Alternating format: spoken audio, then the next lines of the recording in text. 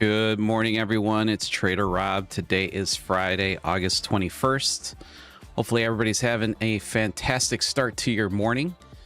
Cash Profit Friday, baby. So let's see if we can have another successful Friday day here trading. Code word for this morning is weekend. And I'll give you guys a little clue as to why the keyword is going to be weekend here in a few minutes. Paul, good morning.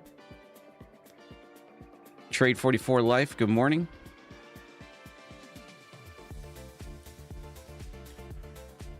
Paul says, took a few days off. The market humbled me this week. Yeah, the market has a way of, definitely a way of doing that. It got me pretty damn good. I actually think it was last week. Was it Monday, Tuesday, Wednesday? Or no, I think it was the previous week, actually. Yeah, it was the previous week. Monday, Tuesday, Wednesday. That really, that put a lot into perspective for me. That's for damn sure.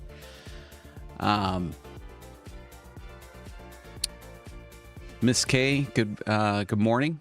Happy Cash Profit Friday. Bob William, good morning.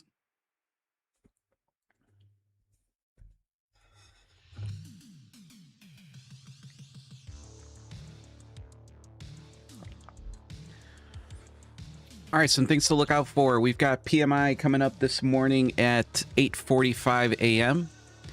So we got manufacturing and services all at one time slot. So no 15-minute difference like there usually is. So we'll have that on our radar. A few things to note here. We did tap in this morning. Let's get this guy. We did tap in this morning right at around 6:30. Gave you guys this band here early this morning in Discord. And this band set from the 29,582 down to the 29,538. I was looking to see what kind of reaction we were going to see. Again, this is all seller controlled volume here sitting on the NQ. We did have a nice tap and rejection here. But obviously I was getting prepared for my morning, showering, coffee, so did not take a look at this. What are some other things that I am looking for? Well, we are currently in a pretty balanced market, but we are currently in at least a nice little trend to the upside. So we've definitely got, let's see if I can get this right. There we go. Nice little trend here to the upside. So hopefully we'll see if we can continue on to that. If we can have some continuation moves to the long side here. No, I don't know. There we go. A little finicky with the drawing tools in deep charts, but that's okay. All right, some setups that I'm looking at. Obviously, I want to see what the market's going to react to at our prior day open here at the 29,561. We have an area that I mapped out yesterday with my signal members that was within this larger developing weekly band here on the NQ. This is a little bit more of a detailed area, which is the 29,571 to the 29,582. Now, a few things that I would be looking for here. One, the perfect setup would be for price action almost within the same candle, sweeping both the prior day open and tapping into this unbalanced volume area here from sellers. If we can get price action to tap into both, close underneath this prior day open, in that scenario, I would look to take a short, not an extremely big risk to reward type of short, because again, bias right now is pretty bullish. But overall, for the week, we are in a bearish environment. So if you look at the bigger time frame, we still should be looking for short setups here as well. And then sitting right above it, so I call these sandwich bands. We've got another band here. That's the 29,637 to the 29,603. And again, this is all seller controlled volume sitting up here. So definitely something that you want to be looking out for here on the charts here this morning. Now, some areas where we can definitely look to take some possible longs. We've got the current open today at the 29,327. That'll be an area I'm interested in for sure. We actually got some pretty nice support right here from this band late last night. And finally, some buyer unbalanced volume. Buyers have been having a kind of a struggle here this week. So their volume band is sitting at the 29,248 to the 29,212. And a very important level for me here this morning is going to be the prior day low, 29,202. This is also an area that I would love to be able to possibly take a long from.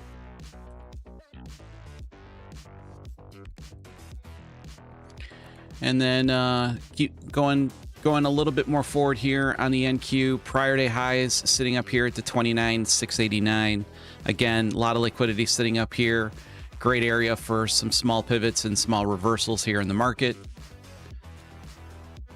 And then lastly, we've got another buyer piece of unbalanced volume. Don't necessarily see us tapping into this here today. 29,896 to the 29,858. If you guys were watching the live stream yesterday morning, my market report gave you guys a band yesterday that that I said was going to be kind of the telling tale of the day and of today. If sellers could get past that last buying band that I told you guys that we had yesterday on our chart. And I said if they can break through to the downside on that, obviously you got to look out for shorts. They're going to definitely get really aggressive after that band gets taken out. Well, the band got tested twice yesterday. Both times the buyers showed up. Both times they repelled price action really, really well from the band. So that was a great call from yesterday's early market show. Let's take a look at the ES, see what's going on here on the ESer. All right, so the ES has got a pretty large weekly band. This is all seller controlled volume sitting between the 77.20 and the 77.03. So that is something that the buyers are definitely going to have to contend with right here. This will show a lot of the cards here on how strong the buyers can come up here this morning. More than likely, I think they fade off of this level back down to the downside here for this morning. Below us, we've got today the current open at the 76.69. Prior day low on the ES is sitting at the 76.57. All good key levels for us. And then the competing band, this is where buyers are all sitting at. This is the weekly band. Nice little push here, 76.50 to the 76.31. Again, if sellers want to regain control here this morning, they're going to have to contend with all of these buyers that are currently sitting at and this ES band sitting down here.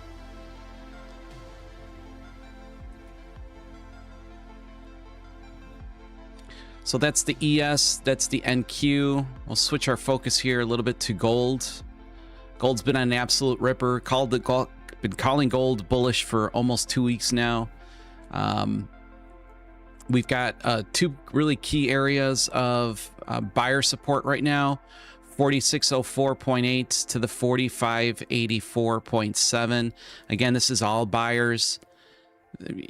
For sellers to take back any footing here in gold, they're definitely going to have to get through this level, through this band, and I don't see them doing it. Right below it, we got even a stronger band at the 45.40 to the 45.23 with a 15-minute level at the 45.36.6. Again, both of these super key bands here, it's going to be really hard for sellers to break through. Again, only thing that'll get you through these bands is going to be high impact news that's scheduled or unscheduled, or obviously multiple retaps of the same band.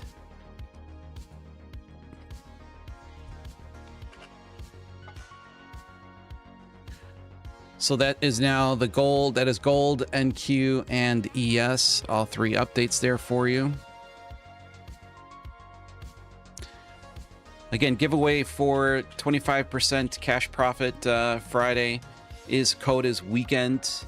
Reason why I selected weekend is I am rolling out a new weekend futures report that's going to be coming out every single weekend. Usually, for the last couple of years, I've been doing a video that gets released on Sunday that's got your bands and your tradable levels. I know a lot of people really appreciate those weekly bands. And I have really been working really hard over the last 3-4 weeks on trying to come up with something that I think is a little bit more value to my viewership. As small as it might be, they're loyal, and they've really bought into this volume-based approach that I take, specifically with unbalanced volume and key areas where we should expect a reaction. And as you guys have seen, the reactions typically come extremely strong. You know, very little drawdown. We've had some really killer trades in the signal group this week. We've had some bands that have produced some really, really nice swings. And hopefully once that video gets posted, not sure if it's going to get posted Saturday evening or Sunday afternoon. Most likely going to be Sunday afternoon. I would appreciate a view on there and a comment. Let me know what you guys think on it. Just give me the good, the bad, the ugly. Any things that I can improve or maybe add on to the show, I would appreciate that as well. Some details for today's Cash Profit Friday. All you got to do is enter in the code weekend. Again, that's a play on for the weekend report that's going to be coming out here this week. Drawing will be at 10:30 a.m. this morning. If I am green and in profit, I will be giving away 25% of that session profit. Some things that you guys need to know: if you are the winner and your name gets picked, excuse me, sorry about that, and your name gets picked, you'll have a 2-minute timer to type in the word thanks into the chat. And you must be able to receive funds through either PayPal, Zelle, or Venmo. So if you don't have one of those 3 cash apps to receive your funds, please don't enter into the giveaway, because I have no other way of giving you your cash. Last 2 Fridays have been profitable. Gave out $105 last Friday to a viewer, and I think the week before that was only about 26 bucks. But definitely been super happy with my trading, super happy with my reads here. You know, apart from those 3 days that was kind of a setback, I have clawed my way back from those kind of 3 bad trading days a couple weeks ago. Sorry, we got a thing of bug flying around here. Give me 1 second here, guys.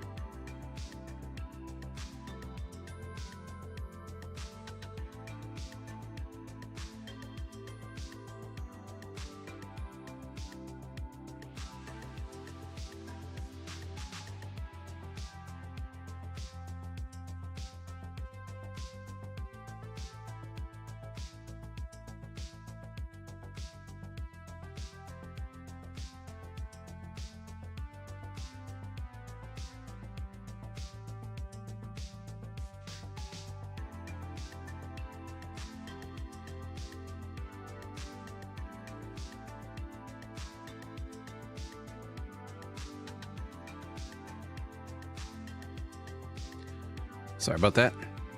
That fly didn't stand a chance against me.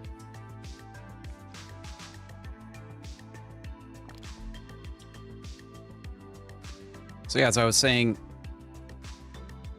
last couple of those 3 days, you know, was kind of a mini setback for me. So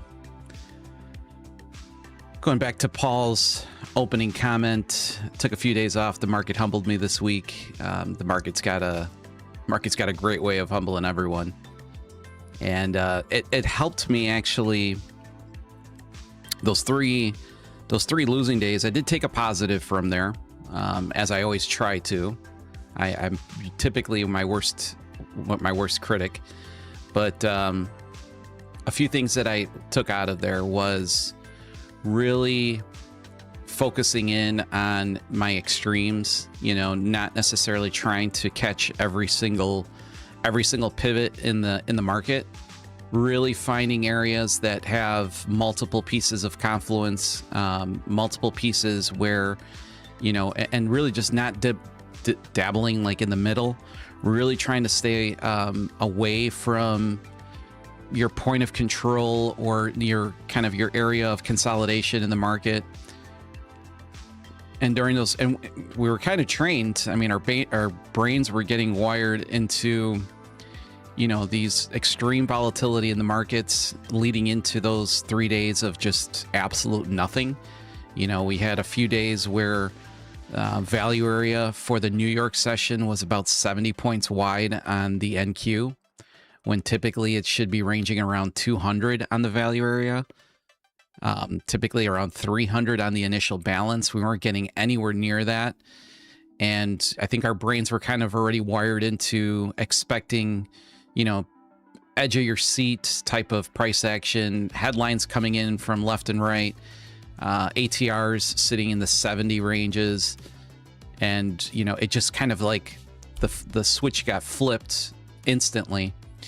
And I didn't adapt quick enough. And to be honest with you, it's not even that I didn't adapt quick enough. I came up with a game plan on the second day. I got beat up pretty good on the first day in the chop. And I came out and I even said on my pre-market show, be very, you know, don't dabble in the middle, stick to the extremes. And for some reason, for 2 days straight, I just didn't even take my own advice. And then we got to a little bit better price action. I think it was that Thursday. We had like 1,000-point ripper to the upside. Caught a really nice trend continuation trade to really bring back my P&L. I think I made it was like around $600 on that day. Friday ended up being a good day, and I think the market this week in general hasn't been like fantastic, but at the same time has not been. It's definitely tradable. Let's just put it to you that way.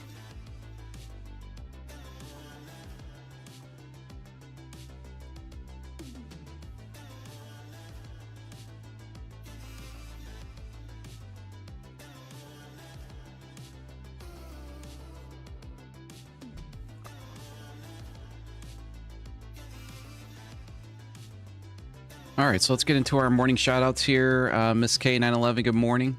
Bali, good morning. Joyce, good morning. MediNQ, good morning. Trader007, good morning as always. Trade44 Life, good morning. Paul, I believe I already gave you a good morning, but here's another one. Joe Phuket, new Signal member, joining the Signal group. Good morning, bud. Happy to have you. Steve, William, Bob, good morning to all.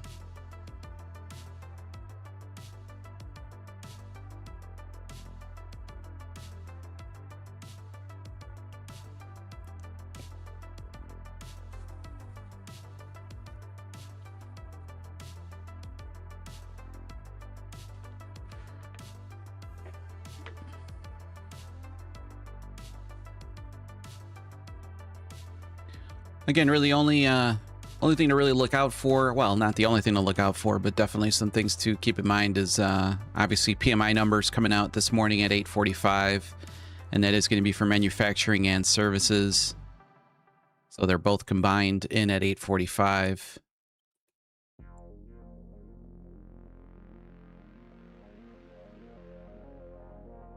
Wayne, good morning.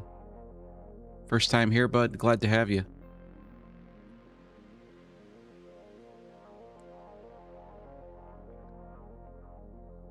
And for those of you joining for the first time, I am a volume-based trader, so my strategy is really built around finding areas of unbalanced volume, and I consider areas of unbalanced volume pretty simply. I've got, you know, just a few key rules that I really look for in my bands that have become so popular from obviously the weekend report that I do.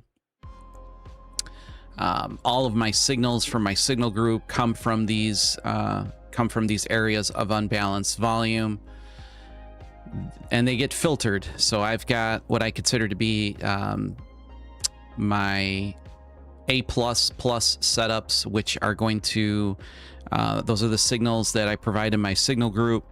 Those are going to be extremely tight drawdown on those trades. My typical stop on my signals they average between 6 and 8 points.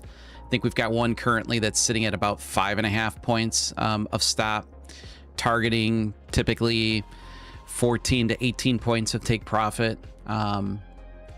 So it starts with those. Those are extremely detailed.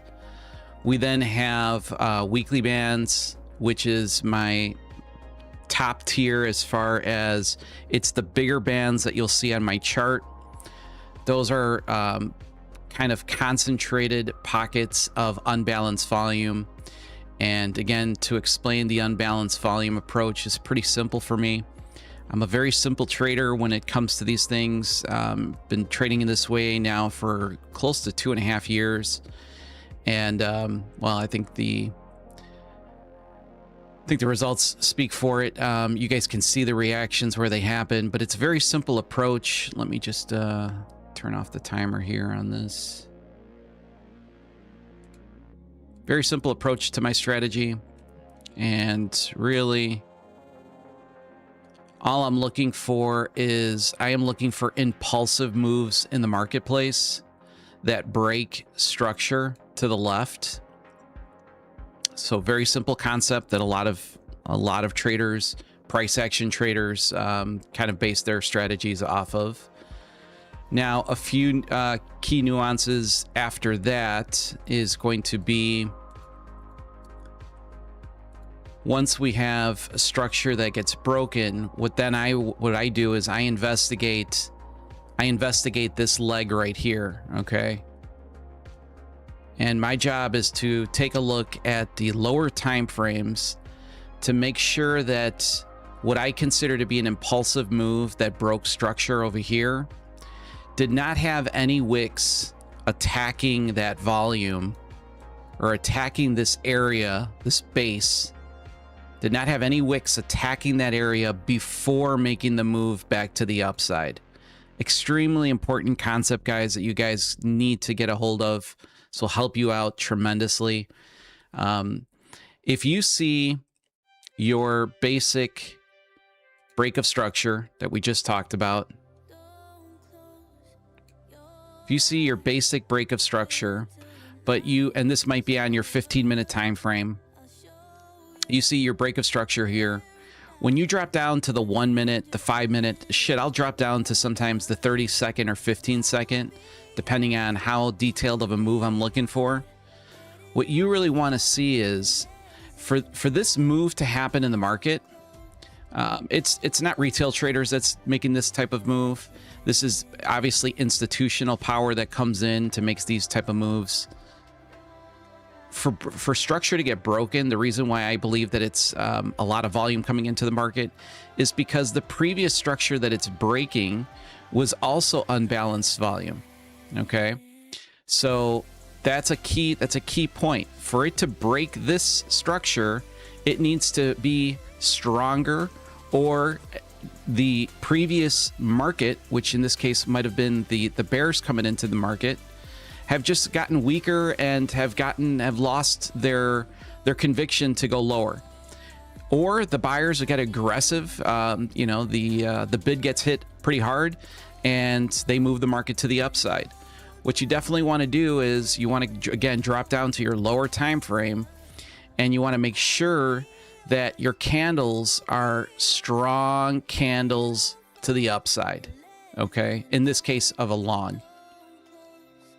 If you see candles that have, you know, wicks that are attacking this area on the way up, okay, attacking this area on the way up, this initial move did not have the power to break structure. Okay, it had to revisit this area and collect more volume, more buying pressure to finally break this level here.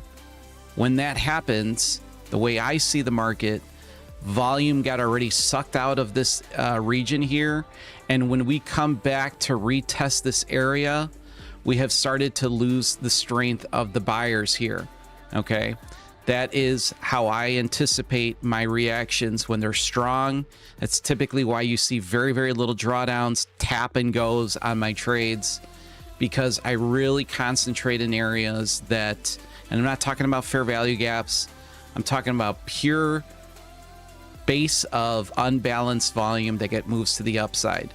If you start to rework your trading based on that simple concept alone, I guarantee you can mix that into with whatever strategy that you're currently trading to really see the strength of areas that you believe need to get retested, key areas of support, key areas of demand.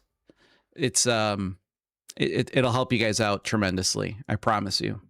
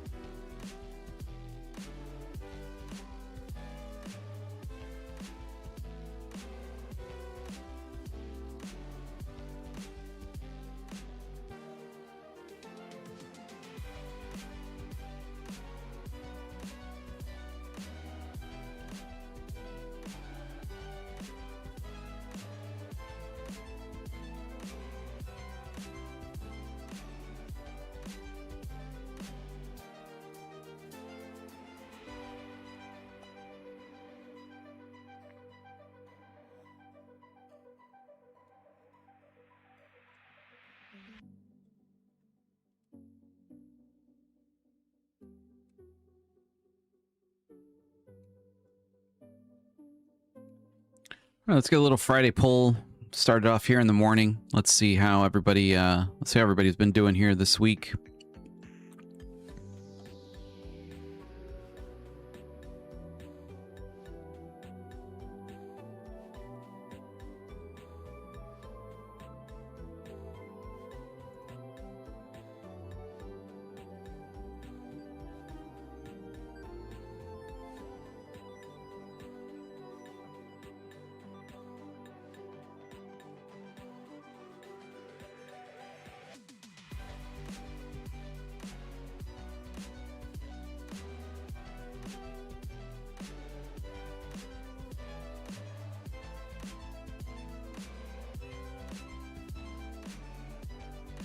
All right, let me get a gauge for the viewers. Let's see how you guys have, how's your trading been this week? You guys in the positive or in the negative?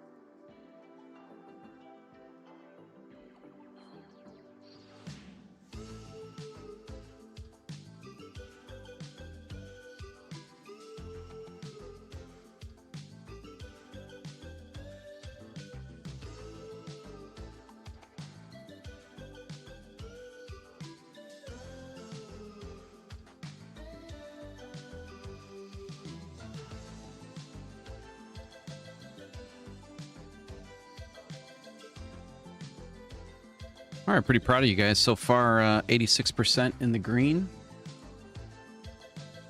Hopefully you guys aren't fibbing. And for those of you guys in the red, don't be shy.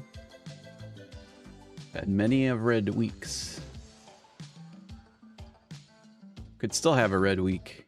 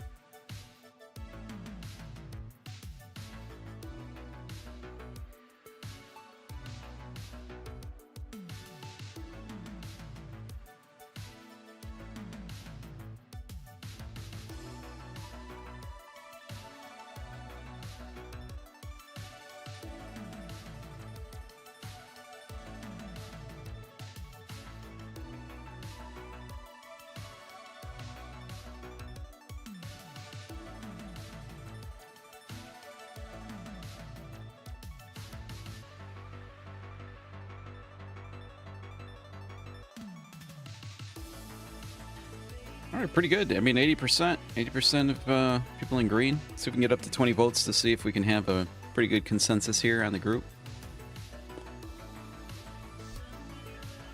Adam, good morning. SDRO, good morning.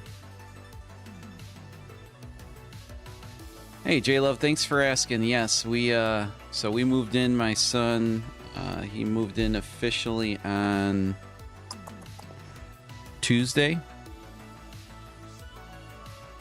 Yeah, Tuesday we got them all moved in. Super impressed with the school, and it wasn't as hard as I thought it was going to be as far as emotional on that Tuesday. When it really hit me hard was coming back home, and shit, I don't even want to break down right now. But going into his room, seeing his desk with his computer that he was obviously constantly always sitting at, either playing games, looking at charts. He's in fact he's trading. He doesn't actually start classes until Monday, so the freshmen, they moved into the dorms this week, and last 2 days he's been pretty nice and green. He followed my advice. He ended up purchasing a 25K Tradeify funded account, and he's currently up a little close to about $500 on that account in 2 days, which is great because it's the exact dollar amount that you really need for your consistency to take that $1,000 payout. And but I'll tell you, once I walked into his room, smelled the cologne, and saw his desk, that's when it hit me hard. I broke down pretty good, and I do find myself wandering into his room several times throughout the day. All right, so buyers here testing out that seller band here once again.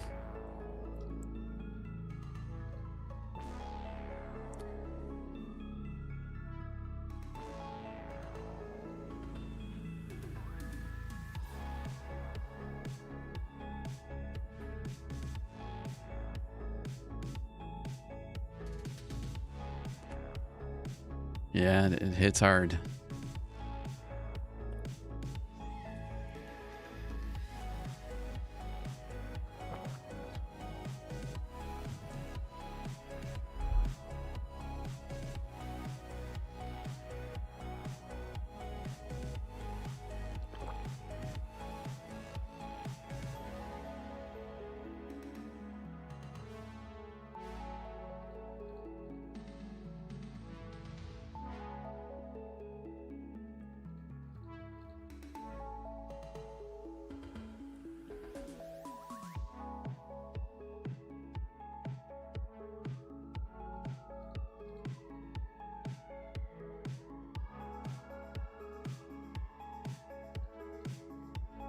Also identified a nice little area right here at the 29,286.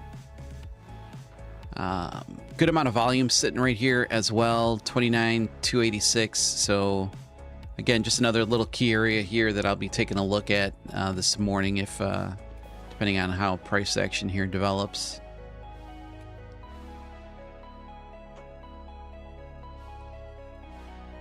We got news inbounds in about an hour.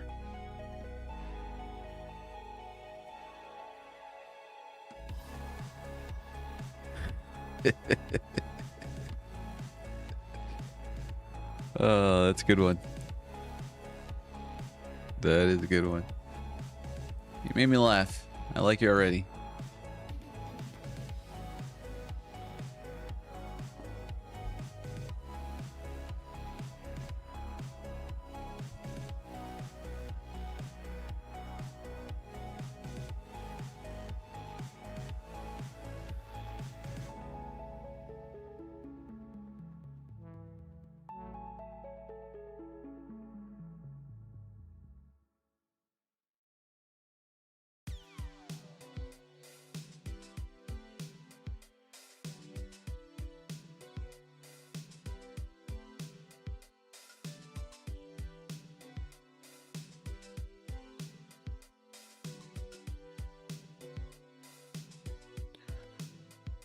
All right, so let's go over some, we got a little bit of time here before the market opens, so let's kind of go over some of what updates are there in the prop world. I guess let's start with take profit. So take profit's running a pretty nice offer currently. They're at 50% off, which is really nice for take profit. Really great firm. Do not have an affiliate code with them. I mean, you could still use code TraderRob with them, but I think they're a fantastic firm. Tradeify is currently at 40% off. Big on them. Got a few funded accounts with Tradeify, and obviously very reputable firm. You could always use code TraderRob with Tradeify. Apex right now is running some 90% off sales like usual. They do have some deals on some bundles, some 5-pack bundles that are out there. Again, better for scalability. Trade obviously up to 20 accounts with them, so that's kind of their shine. Lucid's been pretty quiet. Lucid has been pretty quiet with running some promos. I haven't really seen a pretty decent promo from them for about 2.5 months, about 2 months. They were running a 40% off prior, and I think they've run up to a 50% off. And then an interesting one, Top Step. I want to take a look at this. Let's see. Not Top Step. I don't want Top Step X. So let's see if we could find this deal that they're running here. I thought it was a very intriguing deal. As much as I don't like trading with them. Where is it? Do they not have any? Do they not have their deals? All right, let me pull it up here. I don't know. I thought it was a pretty interesting. Here we go.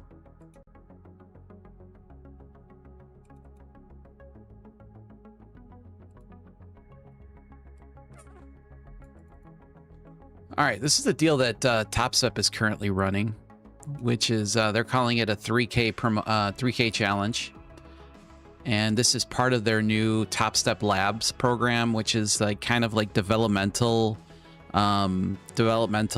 accounts that they might consider bringing out in the future, and they want to kind of test it with traders. Be honest with you, this one to me seems something that I might actually end up purchasing 1 or 2 accounts here today, if I'm not too late. We'll see. So the gist of it is, it's a 3K challenge, so you've got to make $3,000 to, let's just say, pass an eval, to pass the eval stage. We're all used to that. If you get another $3,000 on top of that, so let's just say now you're in the sim funded stage. If you can make another $3,000, you get to keep 3K. Okay? Which, hear me out, it's only $49 all in. So you're all in at $49. I think it's a pretty decent deal. The kicker to this guy is where is it? You've got a $1,000 static max loss limit on the accounts in both stages. But you have no profit split, no minimum trading days, no consistency target, no daily loss limit. Obviously, you've got the static, and no scaling plan. So you can go balls to the wall from day one, pass your first 3K, day one, get your other 3K date on the same day, and take a $3,000 payout, all within a matter of 24 to 48 hours. I think it's actually a pretty decent. Yeah, Morgan saying make 6K with a 1K drawdown. I don't get why people think this is good. Well, I'll tell you why it's good. This is going to be, in my opinion, you've got the lowest cost, the lowest entry barrier that you're probably going to find throughout any firm, with the absolute most lucid, not lucid, the most loosest rules that are applied to the challenge. Now, obviously, you've got one big rule that is a big one, which is the 1K of drawdown. But hear me out. Let's say that you've identified, you know, a lot of people pass these Apex evals in one day. Okay, so they'll take an aggressive trade. Okay, so I mean, this is just looking at it from different angles. They take an aggressive trade, and you know, they scale up. They hit a trade for 30, 40 points, and they pass their Apex challenge in one day. Happens probably 1,000 times per day with Apex. Well, you do that one more time, and you're keeping 3K with Top Step for $49 investment. You can't do that anywhere else. You're giving yourself 50 points of drawdown on the NQ. So, yes, is it risky? Yeah, but I'll be honest with you, the current or the most recent Apex evals that I passed with my end of day drawdown, the new accounts that they came out with, the way that I passed them was simply this: identifying an area, these bands that I use. If I've got like a detailed band like this guy right here, and it's sitting at the lower part of this band, I was just literally setting a limit order with one NQ contract targeting 152 points. And out of the 5-pack bundle, I passed 3 out of the 5 with this exact same strategy, and never ended up needing the 50 points of drawdown. Now, did I blow a few accounts? Yes. You do that 2 times, and you got yourself a $3,000 payout on the same day if you wanted to. So while that $1,000 of drawdown is not fun, it's doable. I'm telling you, it's doable. And if you pick up 5 accounts and you can replicate that once or twice, what's the return on investment there? What's $6 grand on $250? What's $3 grand on $250? It's very minimal. Very, very minimal. So it intrigued me. I might even try it. I definitely think that I'll try it. I know that it's very limited, so I don't even know if it's still available, but and the main reason why I don't like Top Step is because I can't trade it with really any of the platforms that I have, so either NinjaTrader or Deep Charts. So it's very limiting on there. It's kind of just like another platform that you kind of have to monitor, and sometimes I'll have my trade perfectly set up on this chart, and lo and behold, I forgot to do it on Top Step. Vice versa. Same thing with NinjaTrader. It's one of the drawbacks, obviously, of nice little equal highs there. It is one of the drawbacks of having multiple platforms.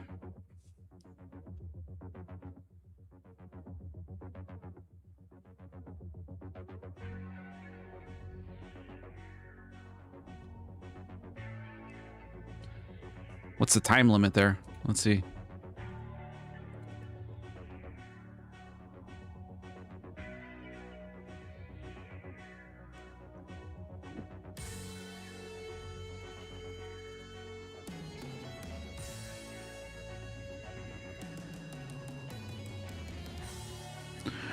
Morgan, where'd you read about the time limit on the challenge?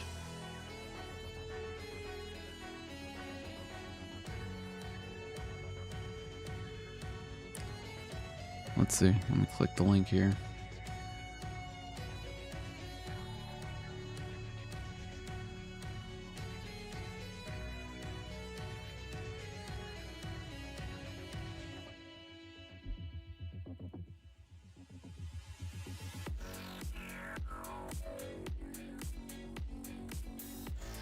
On Twitter, that's where I saw it too. I didn't, I don't know, I must have missed that. I should take that back. Came in through my email. That's when I first saw it.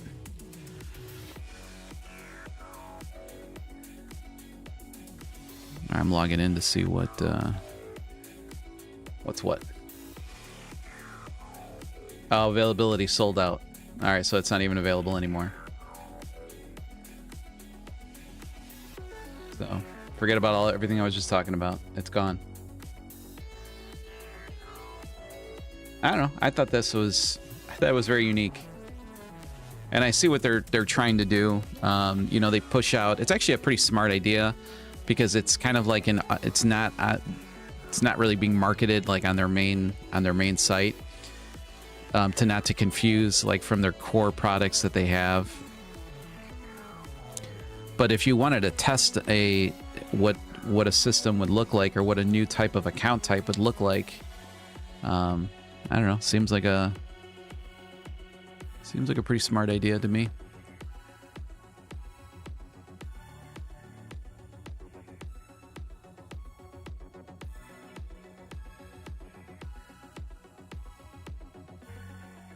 And personally, that's why Lucid really became.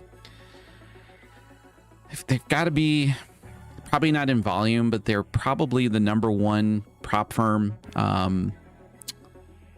in likability, I guess is the right word. They're definitely not the most number one in as far as volume is concerned. I think Apex is always going to take that throne, but Lucid. When Lucid came into the market, and I saw it right away, they filled a huge void left by TopStep. When TopStep abandoned Tradeovate and exclusively went with their own platform with TopStep X, it turned off a lot of traders, including myself. And Lucid really stepped in, pretty much mirrored TopStep's rules. Now they've evolved a little bit. Lucid's rules have evolved and offering different types of products coming out, like their instant funded and their flex plan. But their original rules were pretty much mirroring TopStep's rules, but still being able to trade with with Tradeovate. And they stepped into a market that had a huge void that TopStep left, and nobody else, you know, Apex, Tradeify, TopStep, Take Profit, nobody really stepped into to fill, and they did a great job of that. And I spotted that right away. Right away, I knew. I'm like, this is different.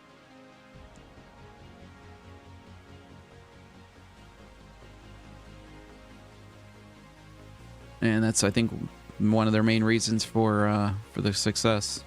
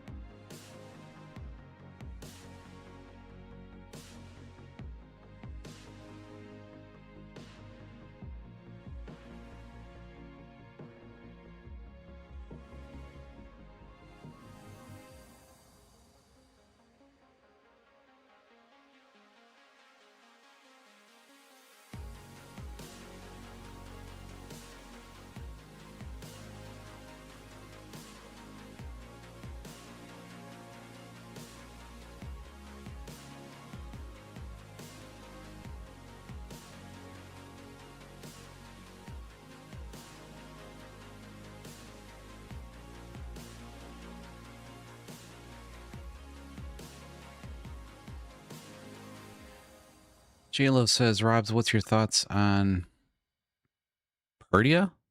Perdia? I never heard of it. What's Perdia? Let's take a look. Perdia Capital.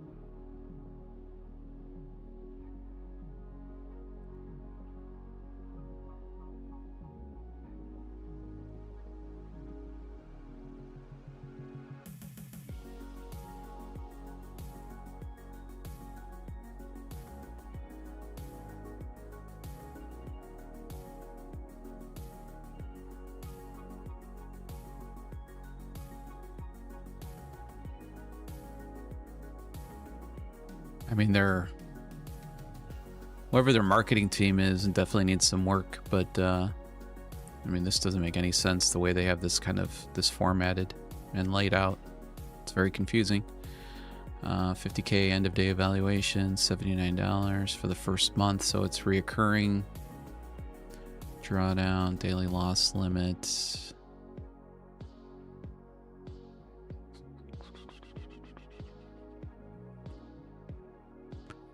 I guess my question, J-Lo's in this scenario, reviewing them, and I don't know if they're running, what type of promotion they're running. But I guess my question would be why? You know, why choose a company that, and maybe I just haven't heard of them, but I'm going to say that they're definitely not in the top, let's say 5 or 10 prop firms that are out there. For the costs that I'm seeing here, I guess my question was mainly why risk it when there's a more established firm out there that, to me, already looks like the pricing on the other firms would be better. And again, I don't necessarily know if you put a code in here what the price might come back down to, but I don't see any banner with any type of sale or anything like that going on right now. So I guess my answer to that would be, I guess, is why. I think there's better options out there.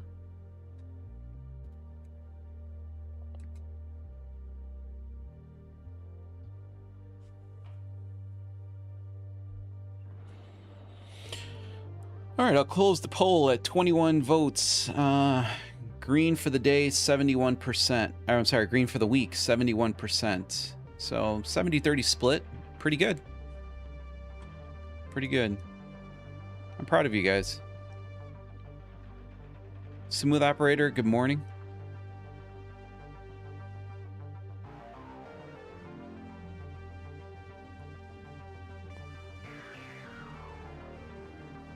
Well, WOT. I'm trying to think of what the name is here. Wolver? Is that a T? Wolt Reaver. Woot. There's probably something catchy with your screen name, but I just can't pick up on the 3 what I'm missing here. But anyways, his comment was, I think it will be a sideways day today. What do you think? Well, I mean, quite honestly, we could pick that statement and be right at least 60-70% out of the time. So I'll take those odds for sure. You know, the Bears have been pretty convincing. The Bears have been pretty convincing here. They were very, very resilient. Pretty much Wednesday, Thursday, they were very resilient. And every single move that the buyers have thrown at them, the Bears have really stepped in. Now, again, we've had what I would consider to be a nice little uptrend here during the overnight session.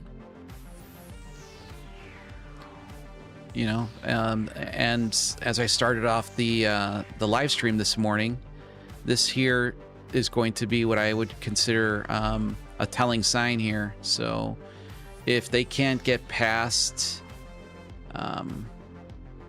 if the buyers can't get past this selling band right here from the 29,582 to the 29,538, then yeah, I can see us ranging here pretty good. I mean, you've got two bands that in theory are really not that far apart. They're about 230 points apart, which is less than the daily range. So, you know, this could be an area. This definitely could be an area that we range out throughout the day. So, yeah, I'll take that bet. I'll take that. I would take that statement for sure.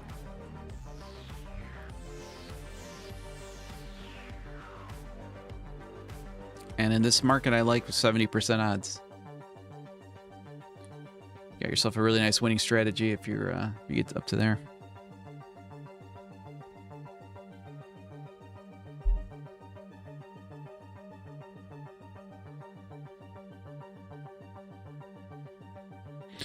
All right, 20 minutes for the market open. Be right back, guys.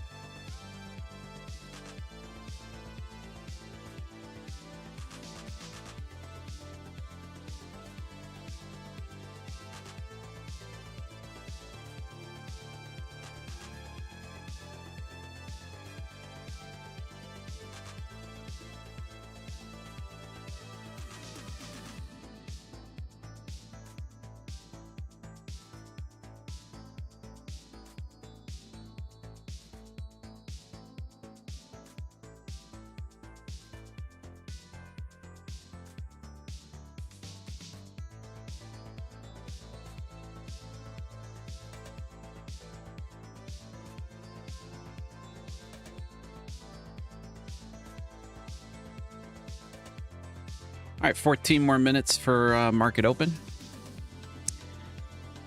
And just a quick recap here. PMI numbers coming out today at 8:45 this morning. Both PMI services and manufacturing, both in the same time slot.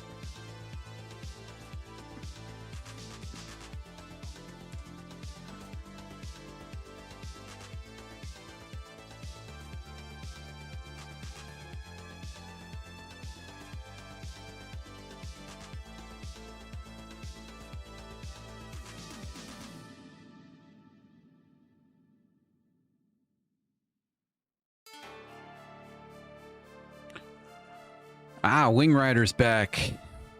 Man, can he win? Can he win for 3 times? Wing Rider is back.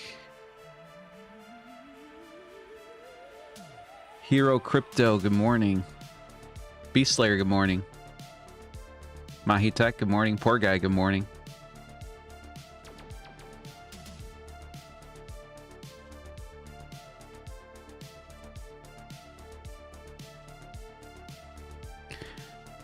Thanks, bud.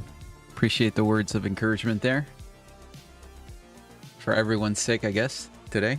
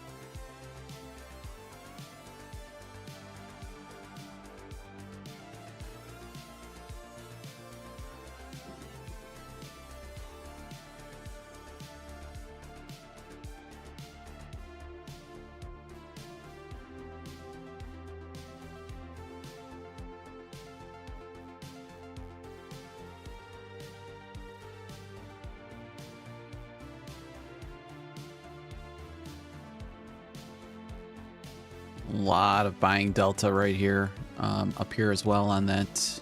They trapped some buyers here pretty good. So I've marked out here the 29,539 also as another, this is a volume sweep, so definitely an area here that the market might want to easily get some built-in liquidity, especially with all this high buying delta that came in right there around the 525s, 530s.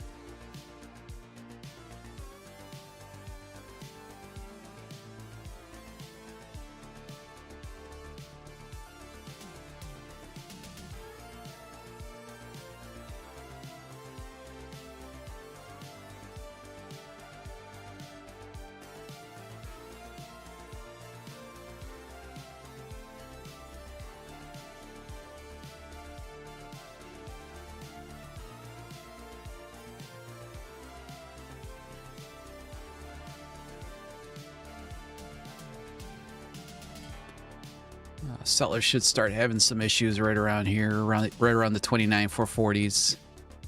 That's when they're going to start to most likely face a little bit of resistance here by the buyers.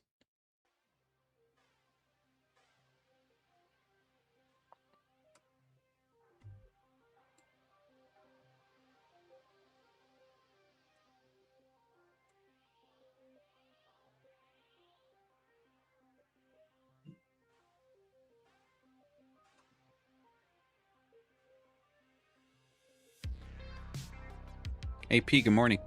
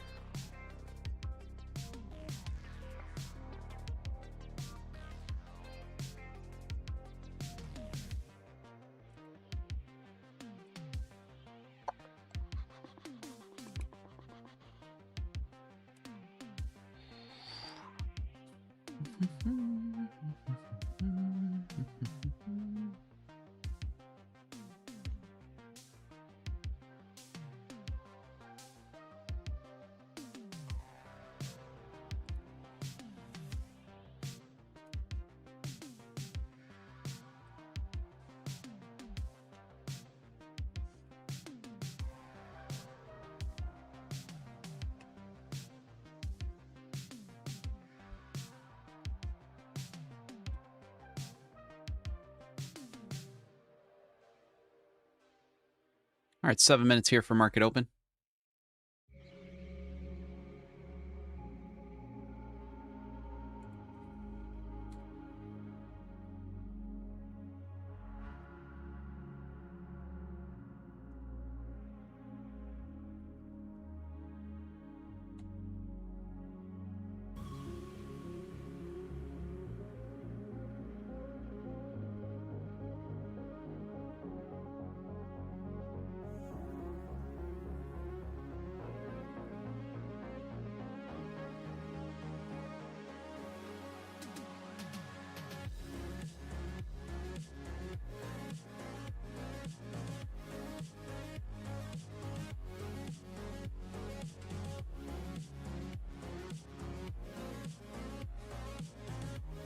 It's funny, I get emails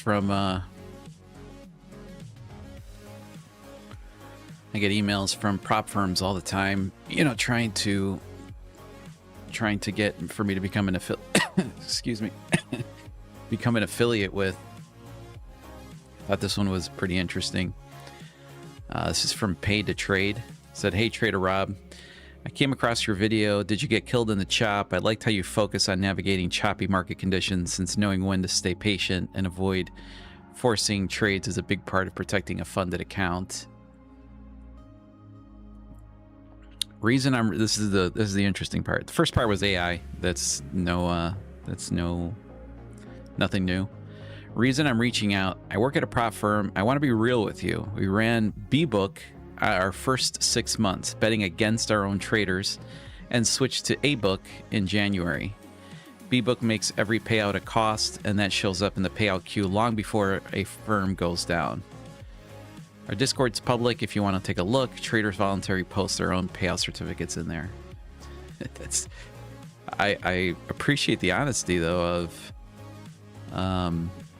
you guys letting us know that you were betting against their traders, which is common practice in prop firms, especially on the funded side, on the sim funded side, I should say. But definitely a different approach than what I normally see from props looking to get some business.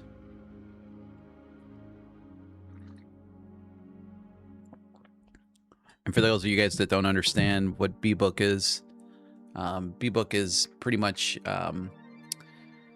not allowing the trader will place a trade into the system, even though it might be in sim. The broker, or in this case the prop firm, can either take a hedge against your bet, or just let your bet be out in a real in just a sim environment, even if they're considered to be live. So it's really the brokerage betting against the trader, kind of going with the statistics of 85% are going to fail, 85% are going to blow up, 85% are going to be, probably more than 85% are going to not pass the funded stage, not take a payout. I watched a video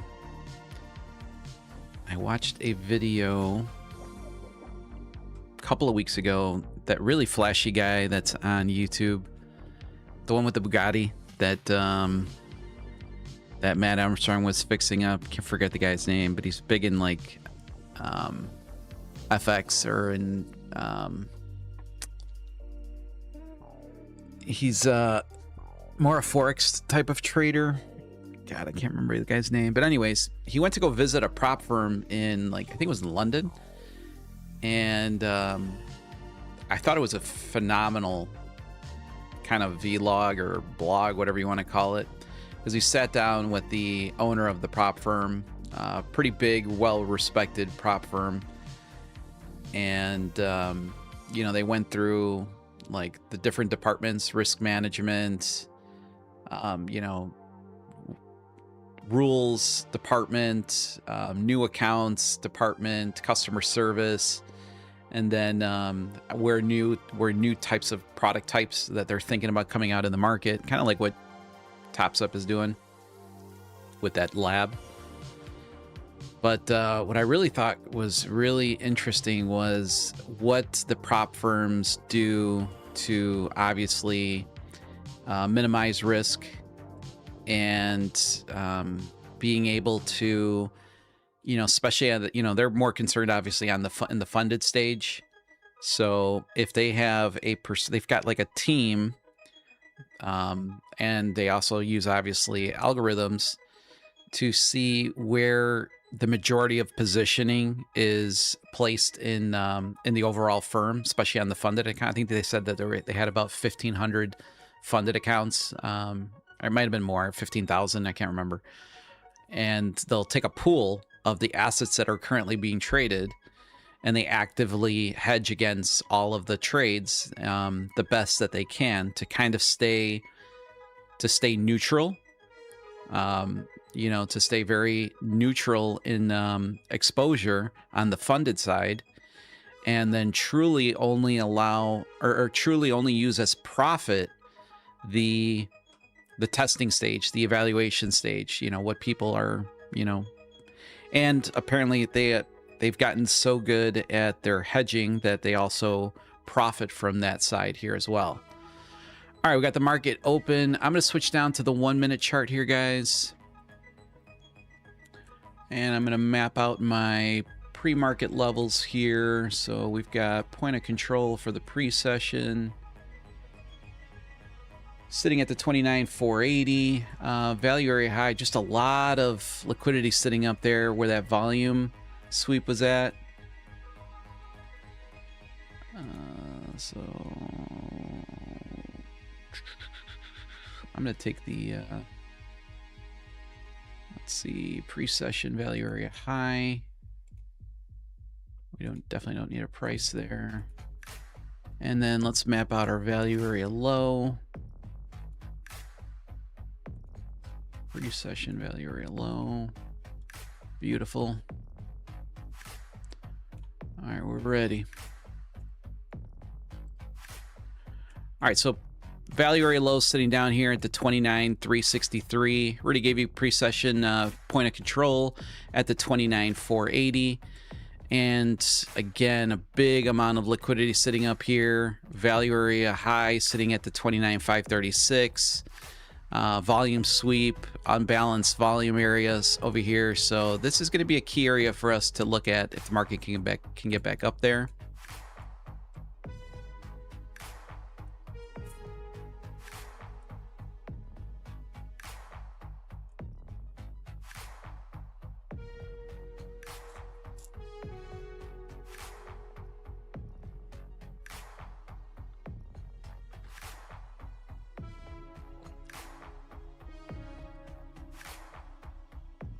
Yeah, that's Alex. Australia, that's where he went to, you're right. Did you watch the episode as well? I thought it was a great episode. Or I thought it was a great insight to how prop firms really work.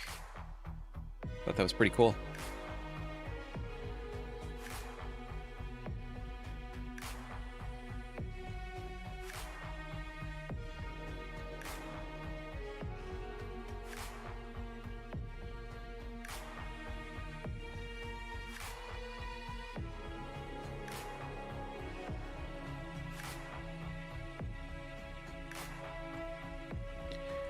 And quite honestly, I would not mind of taking a long somewhere down here at the pre-session value area low. My only concern with this is obviously timing, just 2 minutes into the market here. So I want to just let the market cure at least for the first 10-15 minutes to kind of shake out here and see what's what.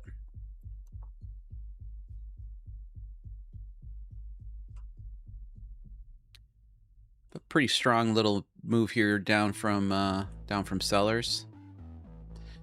And I think I was talking to Morgan about this earlier.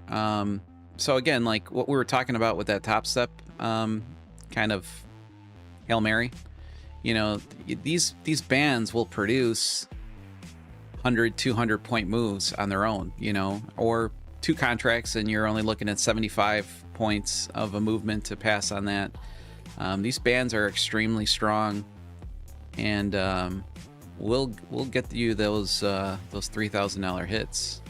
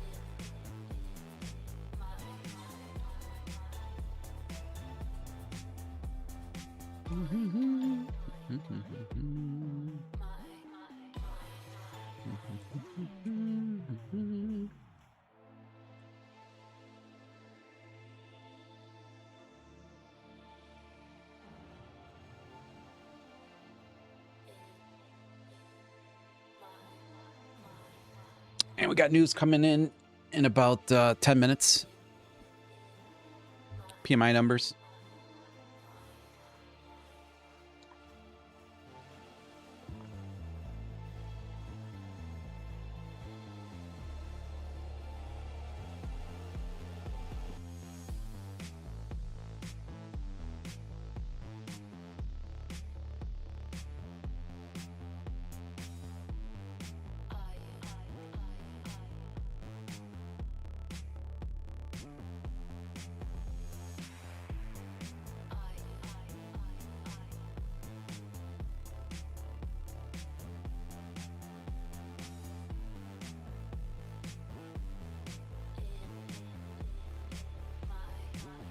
Nice little flush here by sellers. They just ripped the face off of all those early buyers. Big time.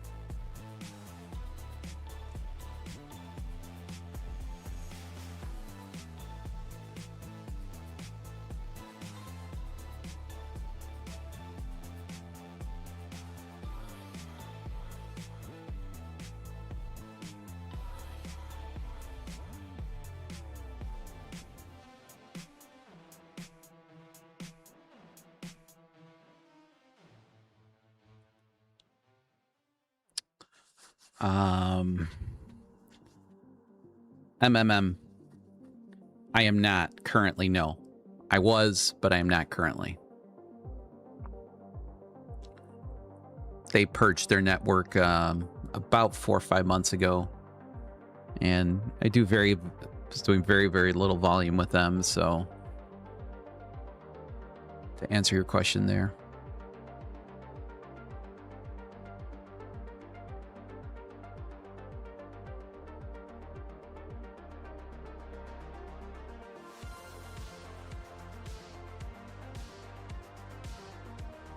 I actually talked about that one at length yesterday, so I won't go over the whole spiel over again with that, but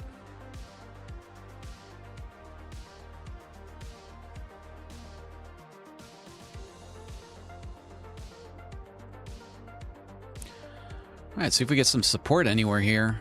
See if the current open here does anything for us. No, they got some volume down here that they want to probably attack. And then we obviously have this big unbalanced volume area here from buyers. They could be looking to balance that out.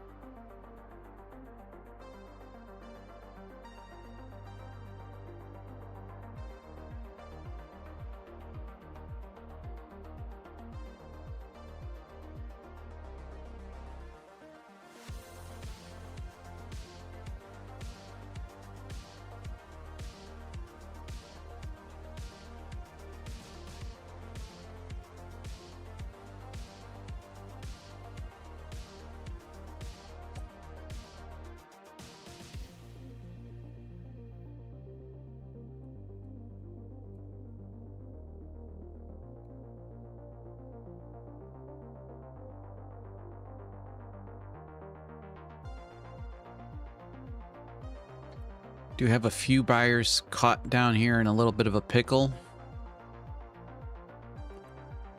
Let's see if the market wants to hurt them or not.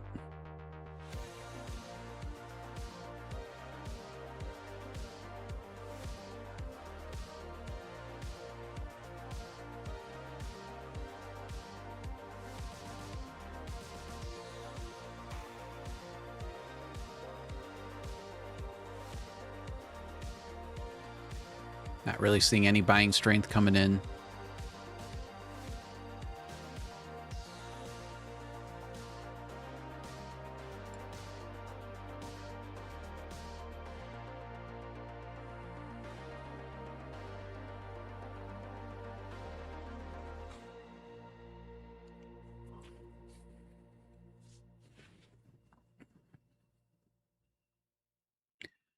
Bias already for the morning is still slightly bullish, but bears are making a pretty good case here this morning. But again, could just be a healthy pullback here.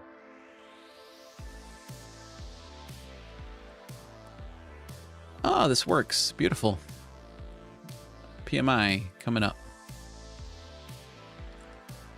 Another beautiful little feature I found on deep charts yesterday.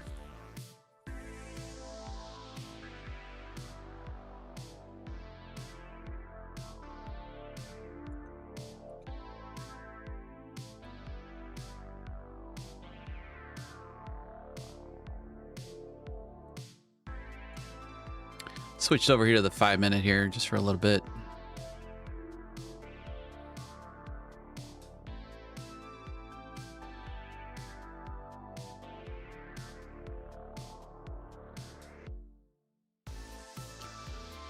Yeah, market's definitely got these sellers in a bit of a pickle here. Let's see if the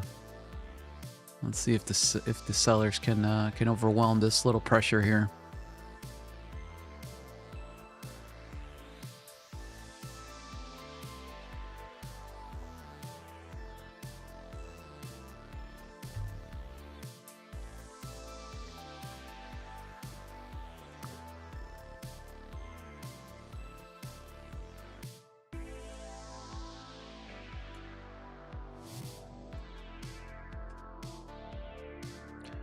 Definitely AP. Marked this one off early this morning, put a star on this one down here.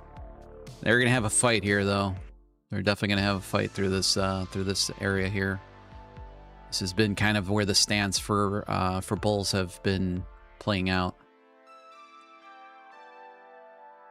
And that really is kind of like their last layer here. This is very similar to yesterday's commentary with the band that I gave you guys yesterday that acted as phenomenal support for the bulls twice in a row. It's been adjusted here at the band a little bit, but if they close below this and start showing some resistance from here, look out. We could see a pretty strong move to the downside.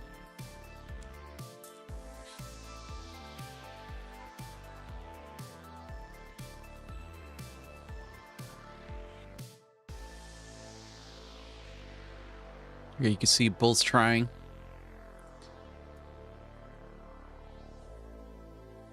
You know, I think in any other market time, not 3 minutes into news, you know, especially if we can break above this area, close above this area here around the 29,380s, I would definitely be interested in longs right here. But as of right now, sitting on my hands.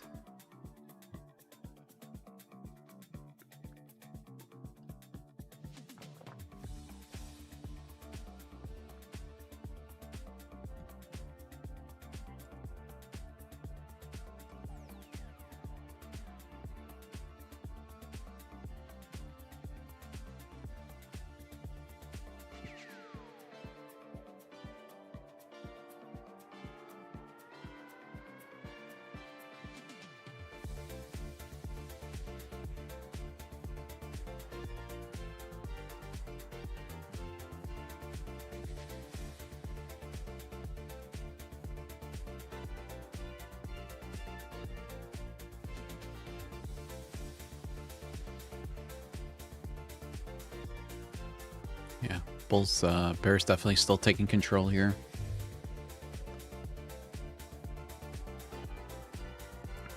I'm going to switch back to the 1 minute here.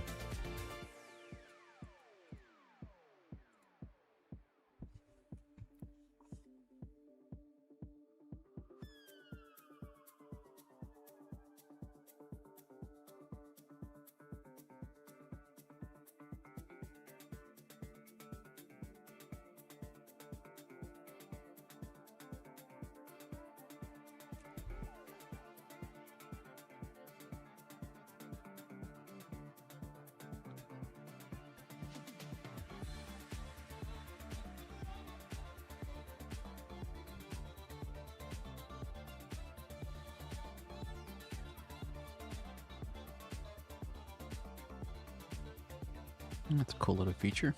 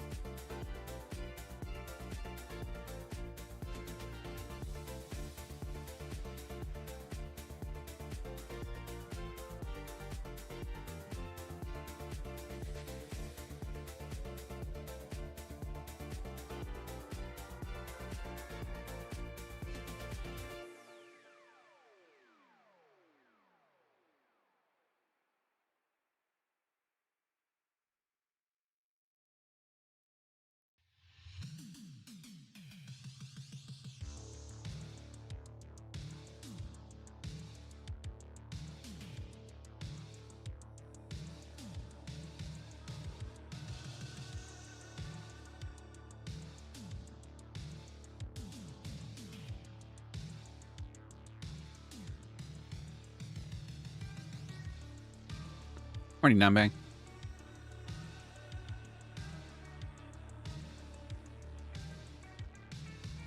Morning, Lambert.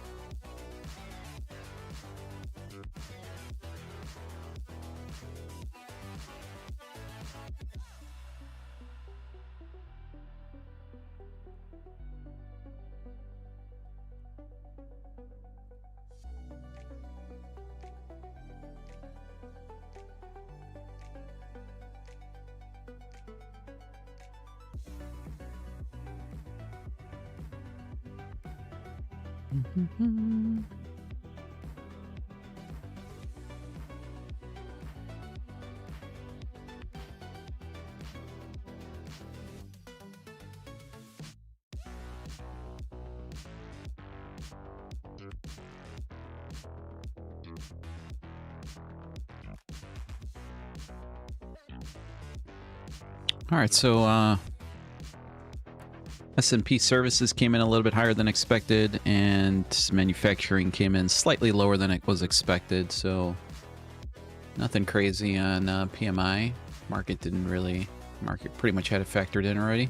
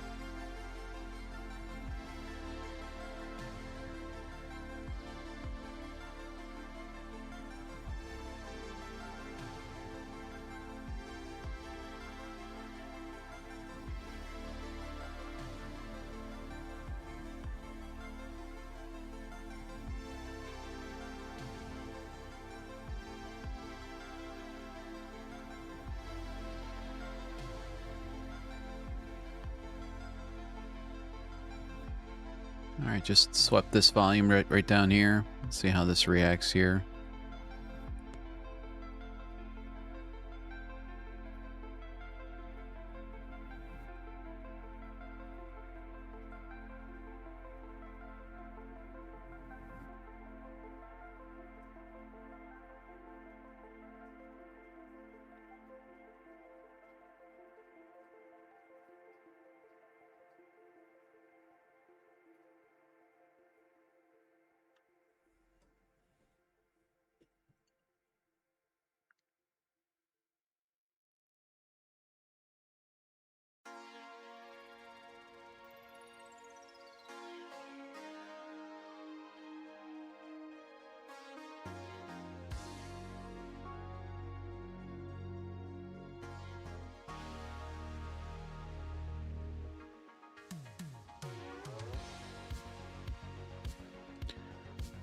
Bear's still in control here.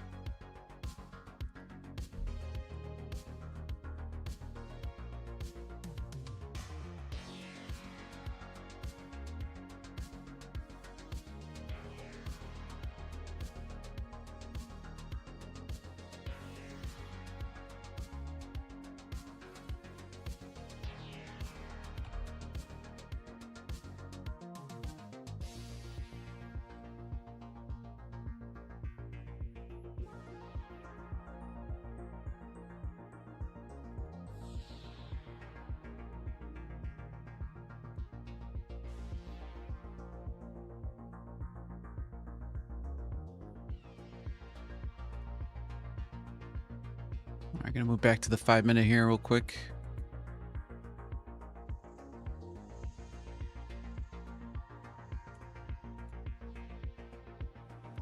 Interesting spot little right here, right at the current open. 29,329. It's got a little bit of unbalanced volume sitting right above here.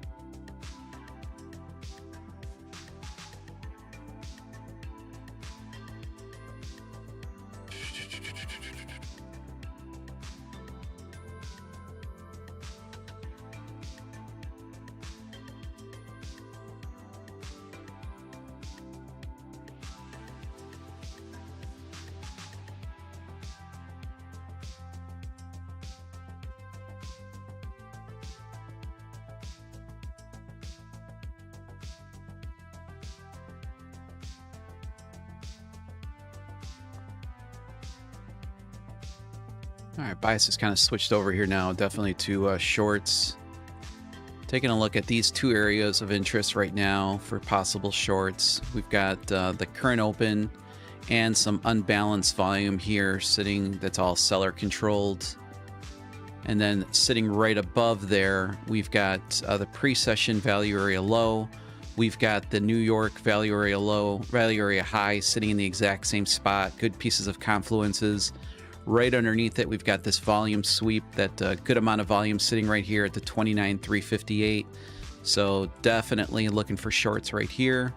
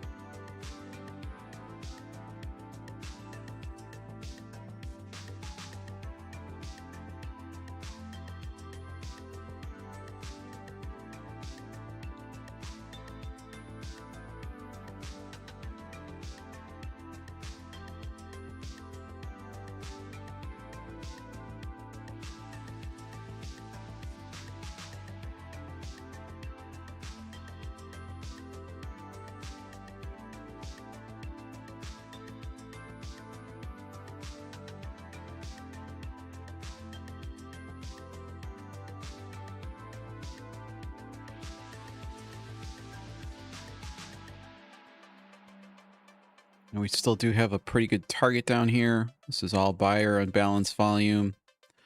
So market could definitely want to come back and test it out. So these are obviously really good targets.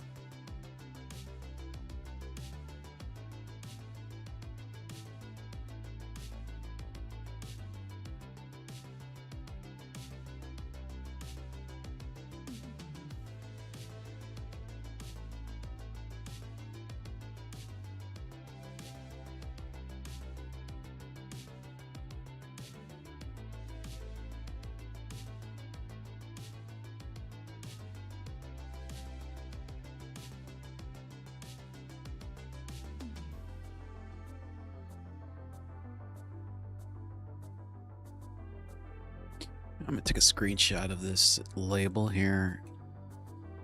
Let's see what AI can tell me how to change that. It's the ugliest label I've ever seen. I cannot find a way to change the style of this. There's no options here. It's just kind of stupid.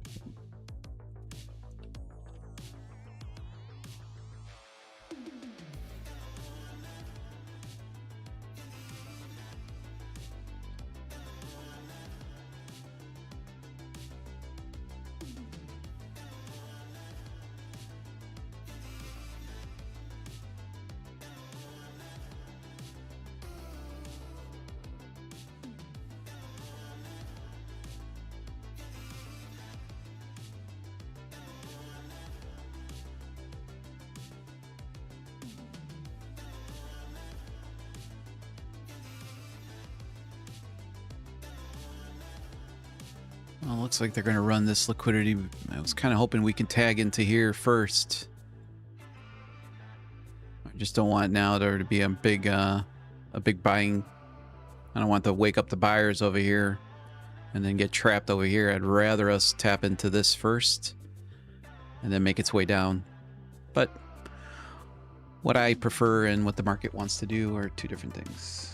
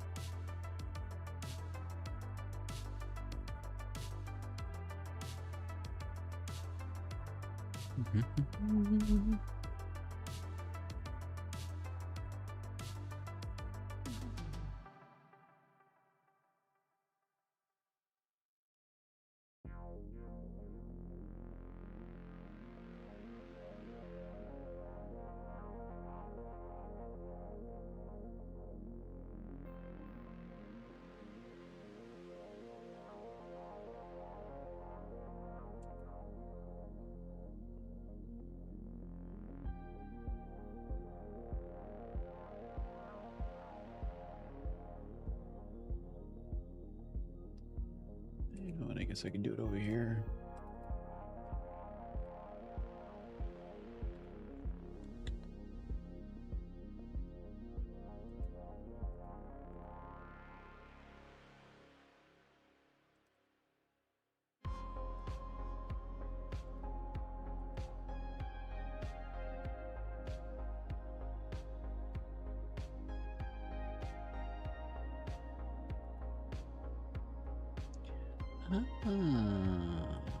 Okay.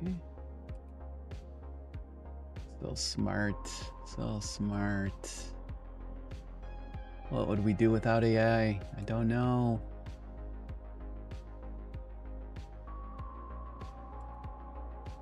I don't know.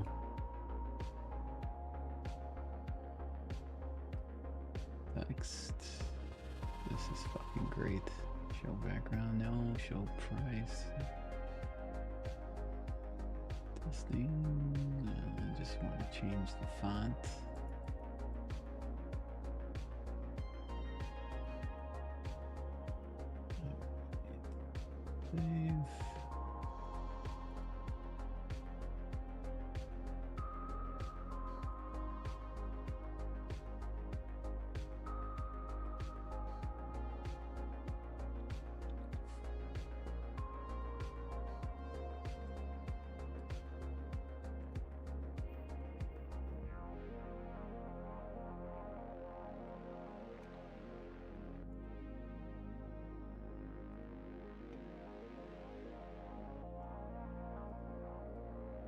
Oh. Okay.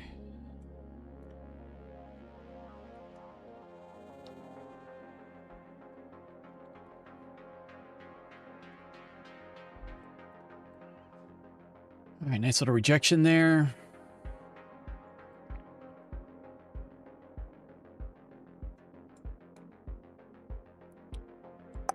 Stay patient. Gotta break these buyers down here. So let's see if we get a decent candle here or not.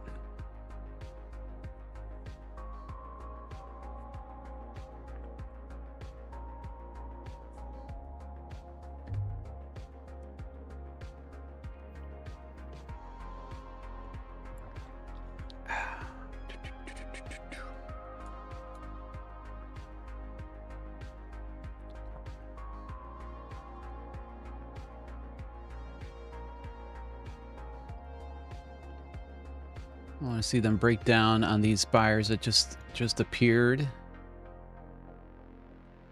I like it.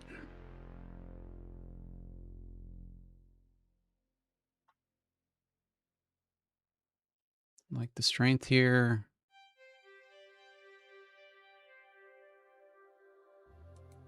All right, I'm going to take an order right there.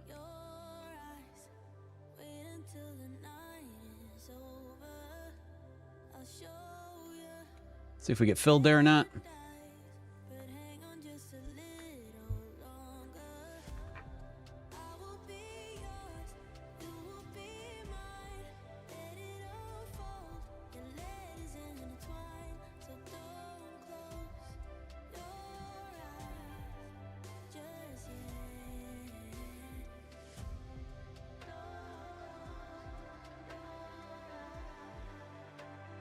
All right, filled there.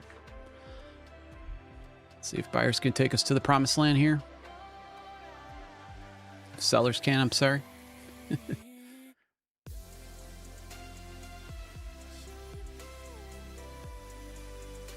Stopped out there.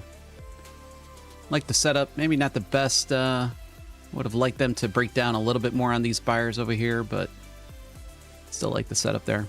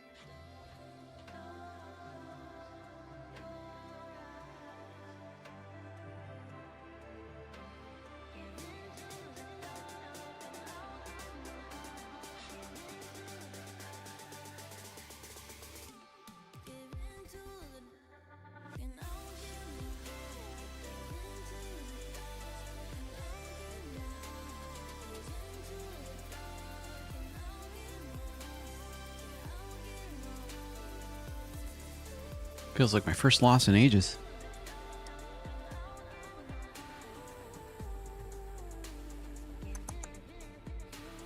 Yeah, I didn't do that great of a job there trapping these buyers here. Could have probably waited just maybe a little bit longer. But it's okay, it was worth a shot there. Now let's just see if we can maybe get back up to in this area right here.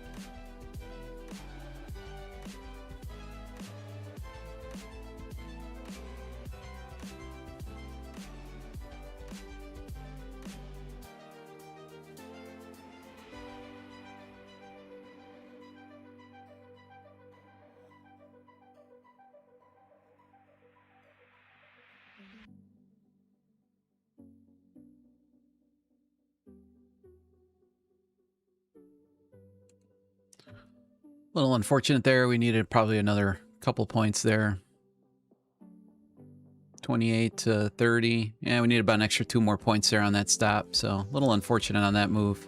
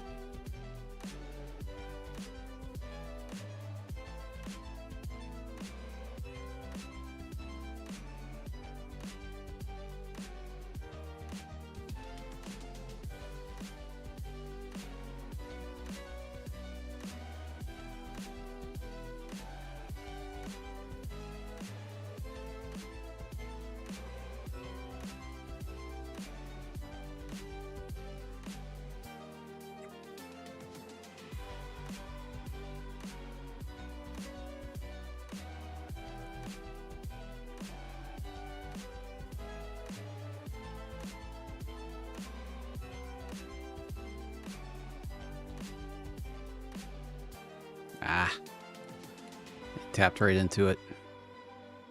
That sucks. I would have definitely considered taking another short here, somewhere in this ballpark right here. But now that we tapped into it, we're going into a buyer demand. Not worth it.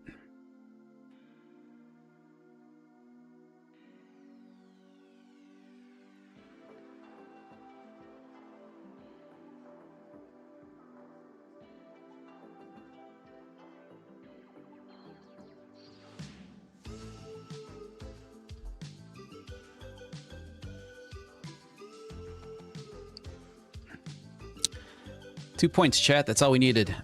Extra 2 points there. Would have been beautiful. Would have taken a nice little trade there this morning.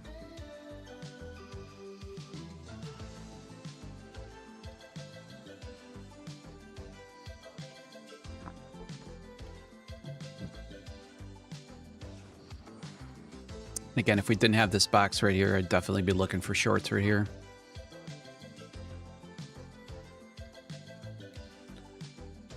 Setup would look something like this. Tapping right into that little demand. We got sellers trapped right there, and at least a 1 to 1.5, I would say, somewhere right around there. That's what that setup would look like for me. But again, with buyers sitting down here, just not, we do have a magnet here, obviously, with the prior day high, prior day low.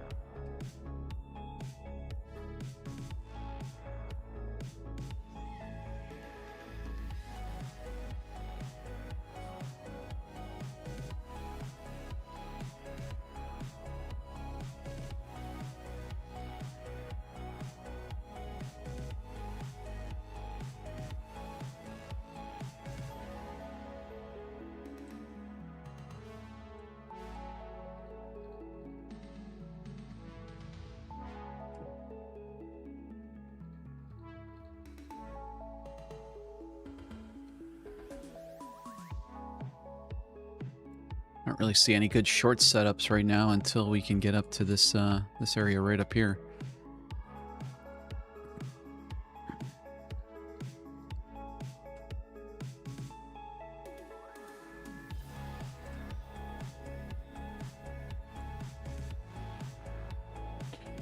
Stay patient, my friends.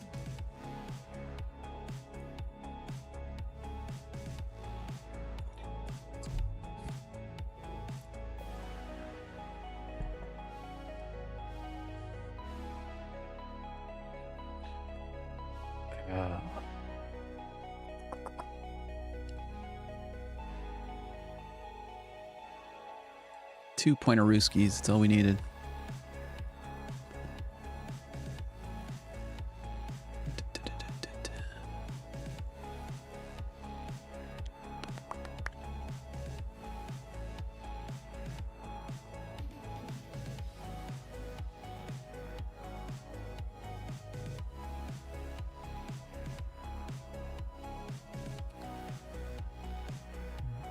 Again, for some of the people that are watching for the first time, these the market bubbles are just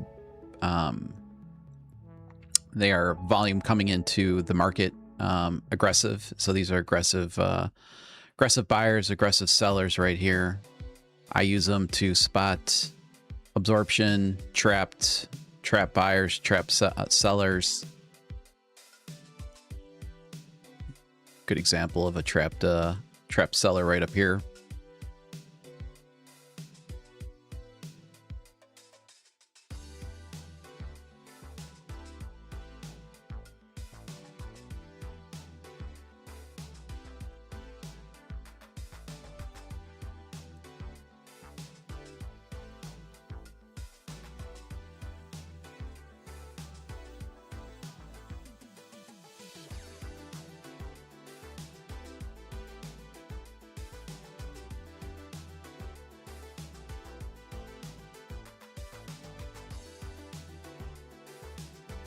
Well, if we know the NQ is going to have, could have a game plan that would look something like this. Sweeping this liquidity that's sitting right up here and taking out this bigger liquidity that's sitting at the prior day low at the 29,202. Again, in a perfect world, that would be, I think, the perfect setup. Get rid of this band. This band did its job. I unfortunately didn't trade the setup with enough stop there.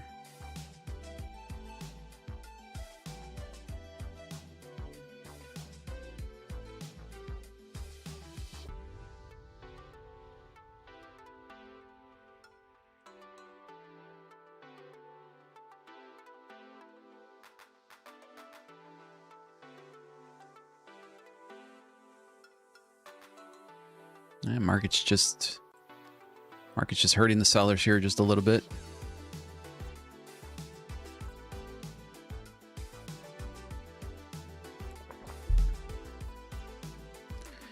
Maybe we will get the setup we're looking for.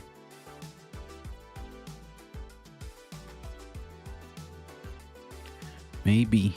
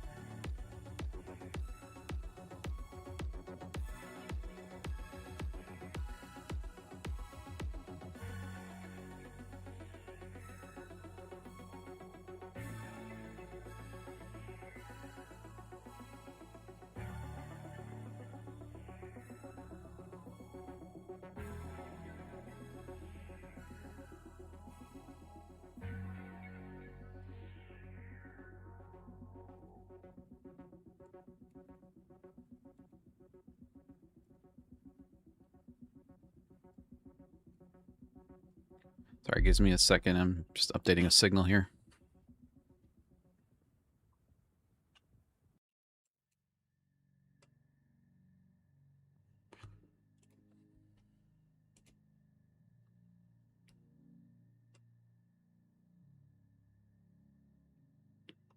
Give me 1 second.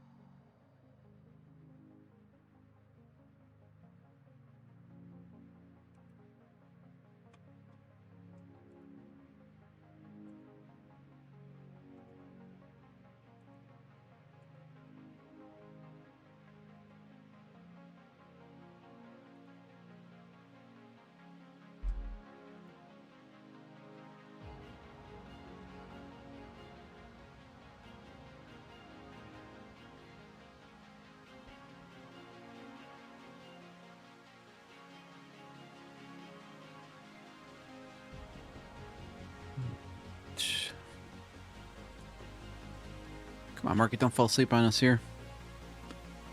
Still got work to do.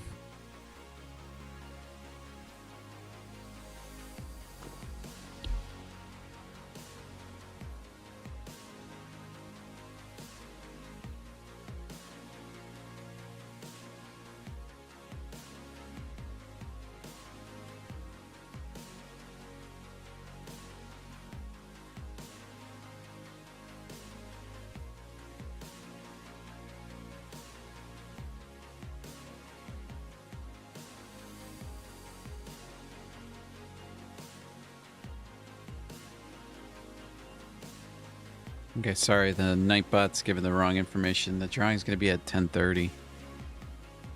Which looks like I'm going to need that extra time anyways, so I don't think anybody is going to be upset with that. Drawing at 10:30 a.m. Alright, it's updated.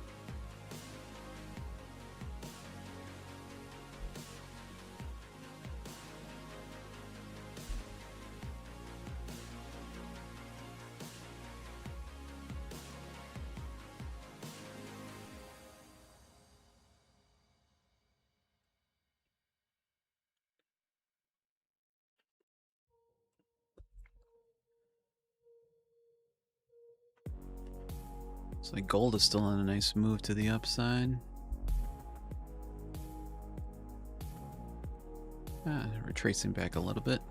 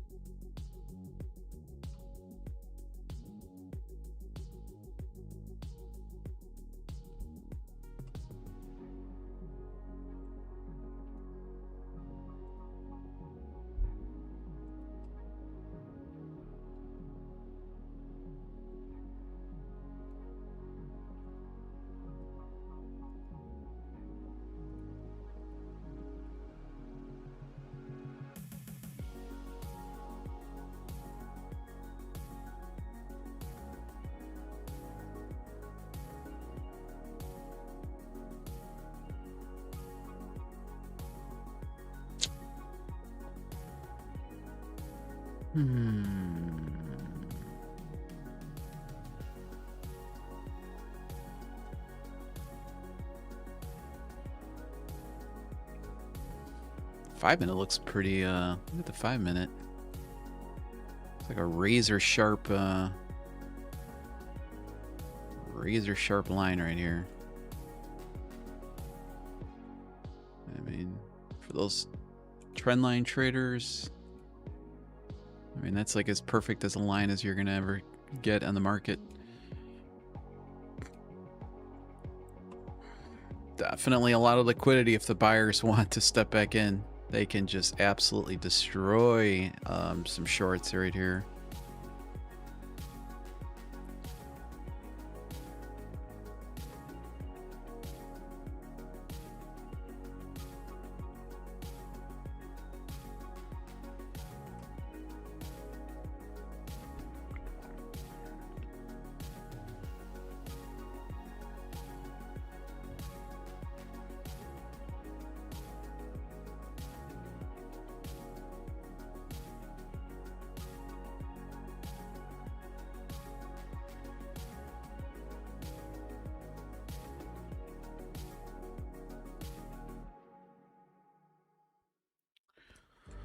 What do you think? Maybe we take out initial balance and prior day low?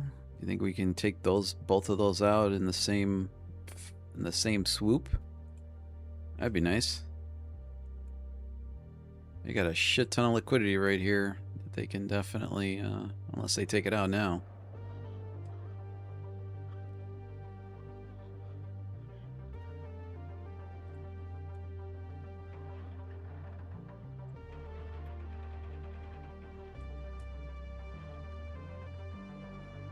All right, I'll be right back.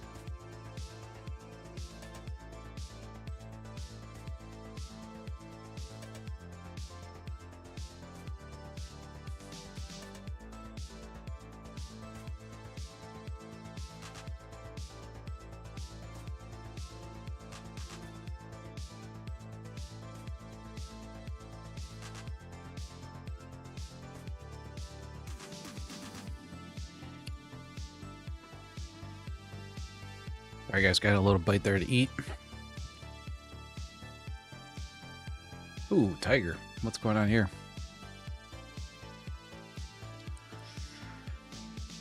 Testing out orders on TickBlaze. Since I have funded with them, this platform is so stupid when it comes to orders. It's never a good thing. I never used TickBlaze, so I can't give you any commentary. So easy to go short instead of long, easy to miss adding stop loss and take profit, and you have to enable, if you want to trade EU session, you have to give your OC orders a name. If you miss to change that, short into the other direction with the same name. It's a disaster. We have what account do you have connected to, what funded account do you have connected to TickBlaze?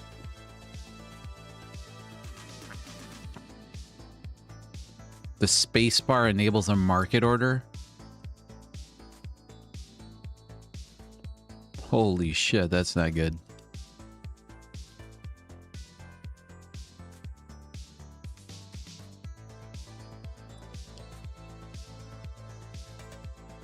That's bizarre that spacebar wouldn't.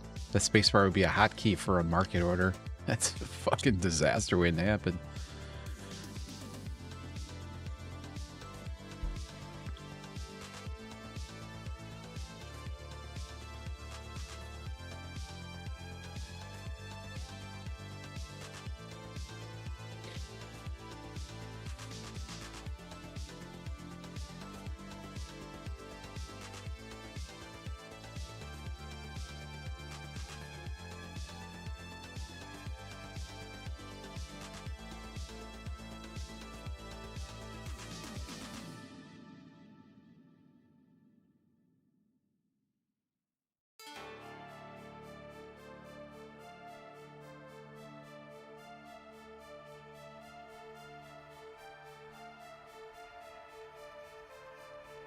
Well, bud, hopefully this helps you out here. In TickBlaze, there's usually a way to disable hotkeys. Click menu, top left, go to Options, Settings, Preferences, look for a tab or section called Hotkeys. There should be an option there to disable hotkeys. You can clear or remove them, individual hotkey assignments. Method 2, right-click on the chart or the desktop, look for hotkeys or keyboard settings. Some versions keep hotkey settings under Menu, Tools, Hotkeys. That's straight from Gracky. And I rarely go against Grok.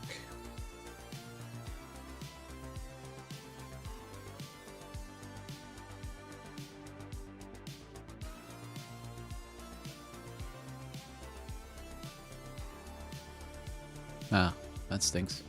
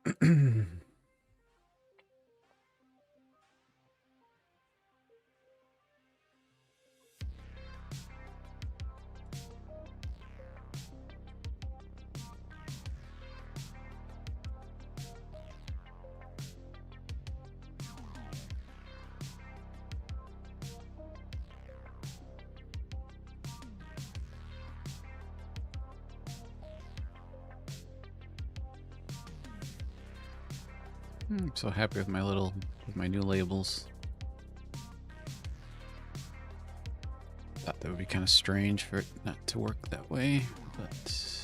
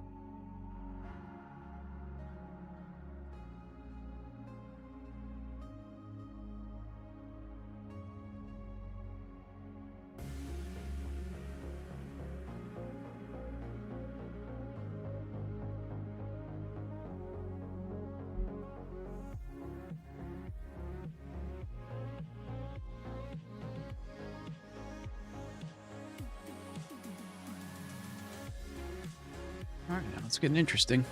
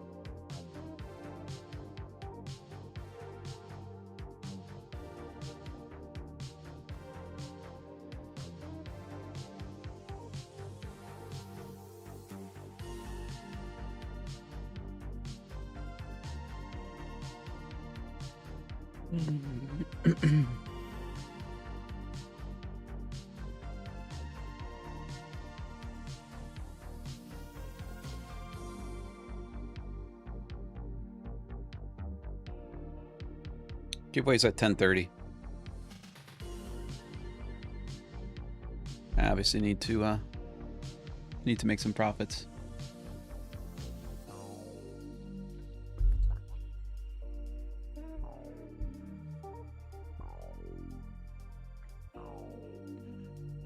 All right, there we go. That's what we were looking for.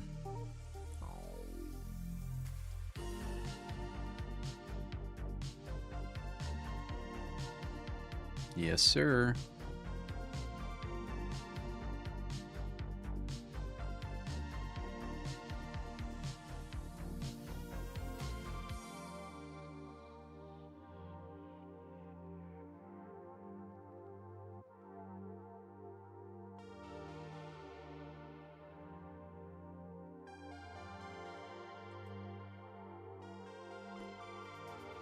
Let's see some follow through here.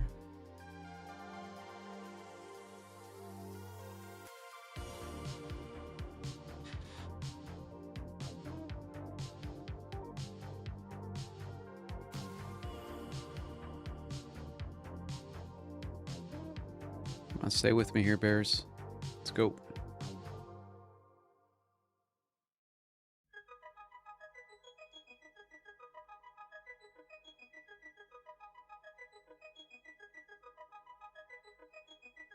Nope.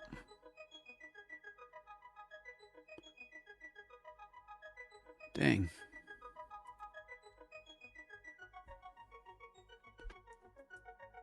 Not yet.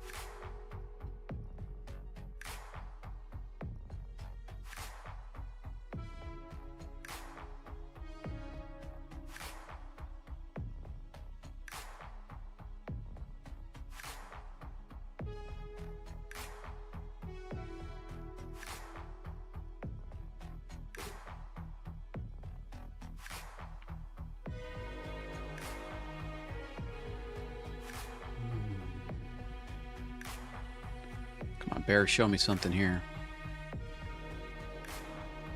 Show me you guys want to play ball still. Let's go.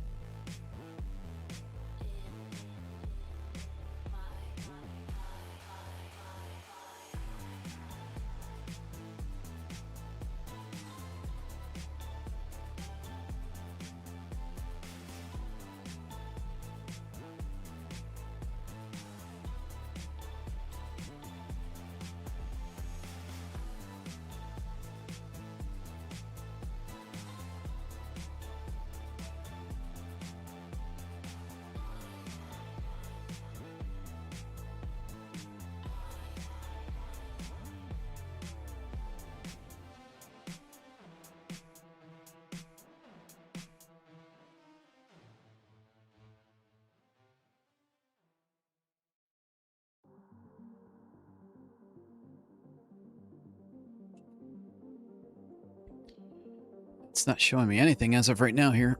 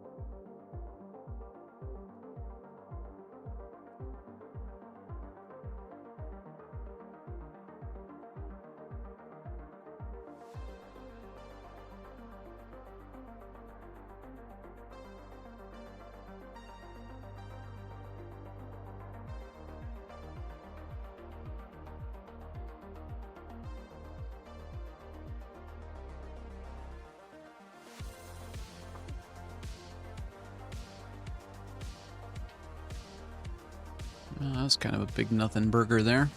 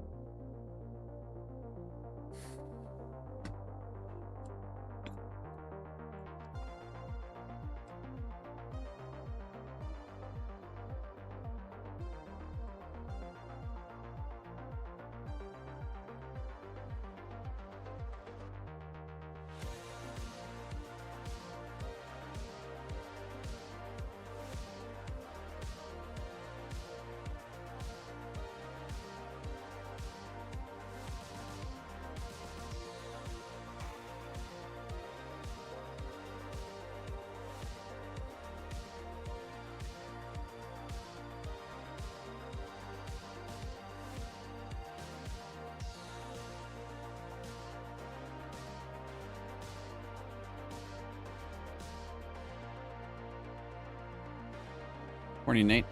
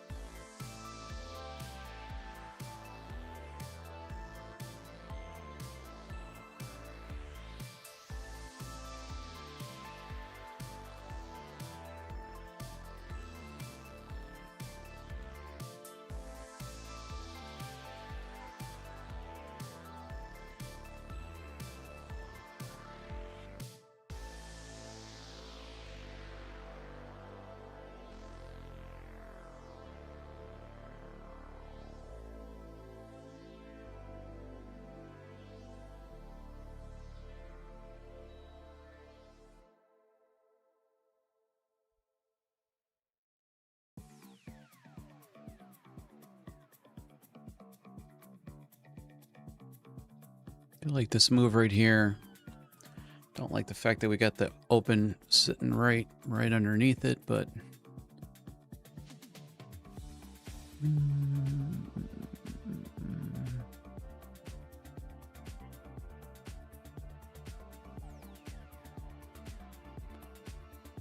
buyers just keep buying this back up.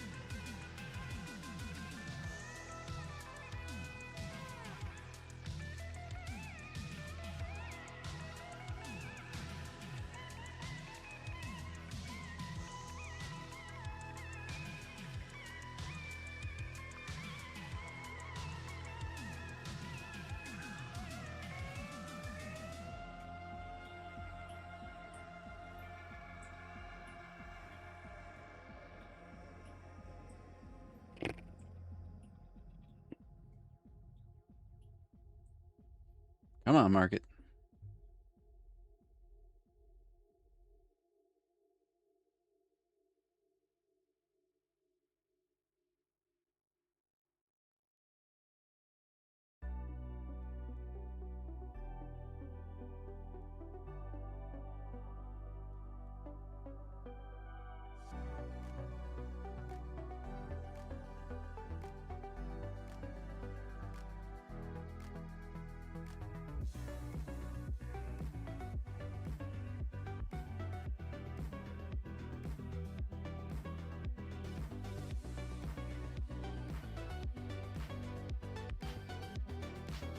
Thanks, whatever. I appreciate that.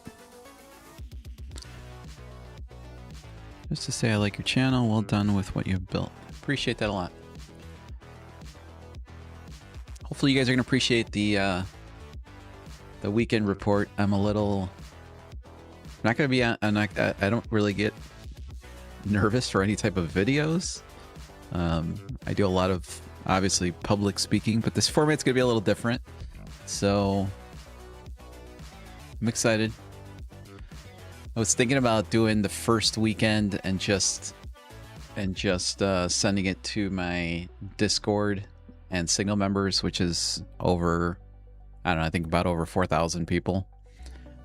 Just like as a private link to the video, just to kind of critique it. But I figured I'm just gonna throw it out in the wild. Let's see what happens.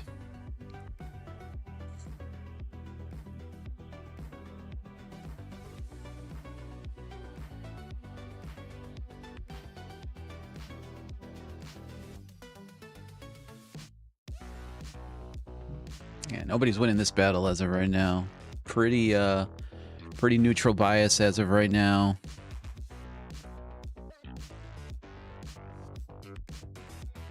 I mean, it just feels like the shorts should dump.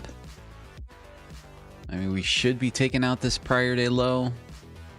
It's how price action looks like to me, but just have not been able to catch a setup from where to go or where to take that long short to.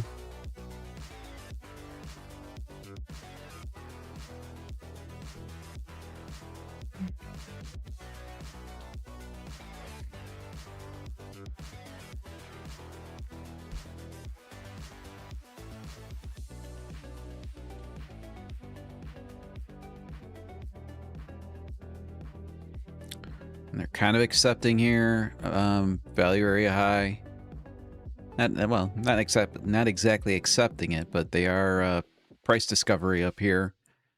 They haven't rejected yet, so that might not be such a great sign for the bears here. You know, obviously got an inefficiency in the market right here. Got some volume that came in. That was on that 8:30, so that's that big morning dump. Again, I don't put so much weight into that that first dump right there. I'm more like the origination part of it, but there's obviously a good amount of volume that was left there.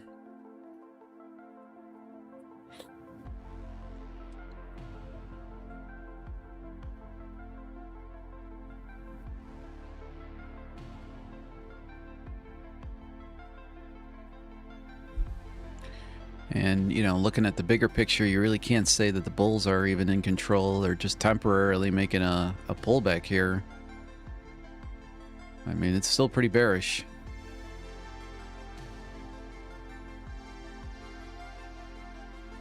So I am still trying to figure out any which way possible to formulate a short here, but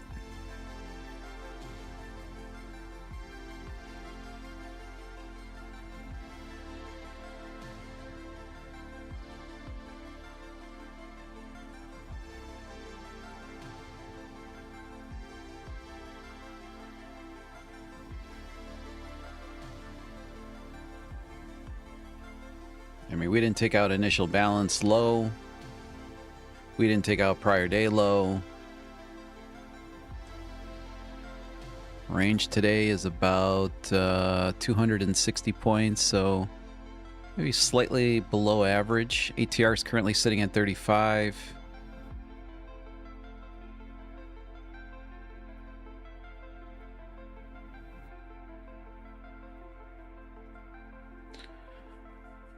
know.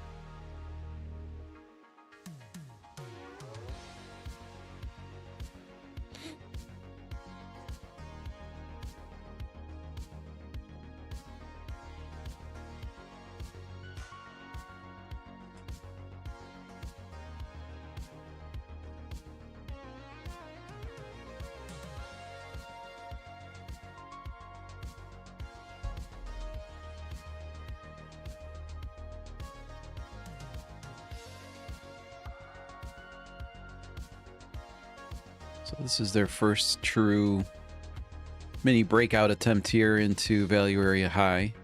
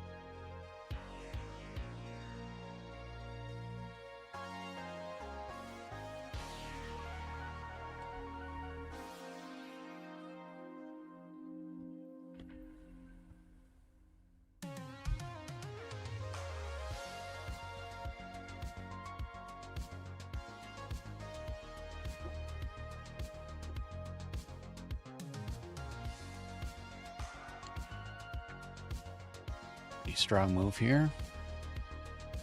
Give respect to the bulls here.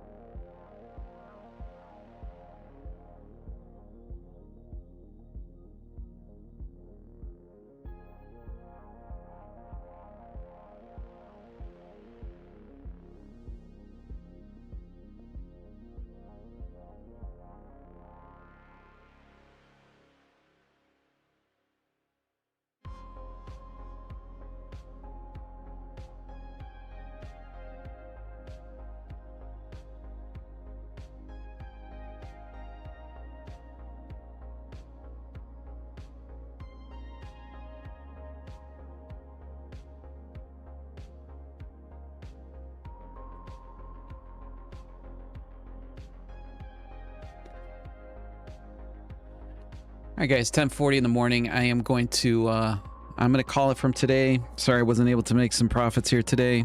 Actually just ended up taking a losing signal here as well. So not too good. Not too good. But well, we'll be at it back on Monday. Make sure to like the stream if you haven't. Apologies I wasn't able to get you guys any profits, but didn't get any profits for myself as well. And make sure that you check out the weekend report coming out this weekend. And I look forward to seeing you guys on Monday. Take care, everyone. Have a good weekend.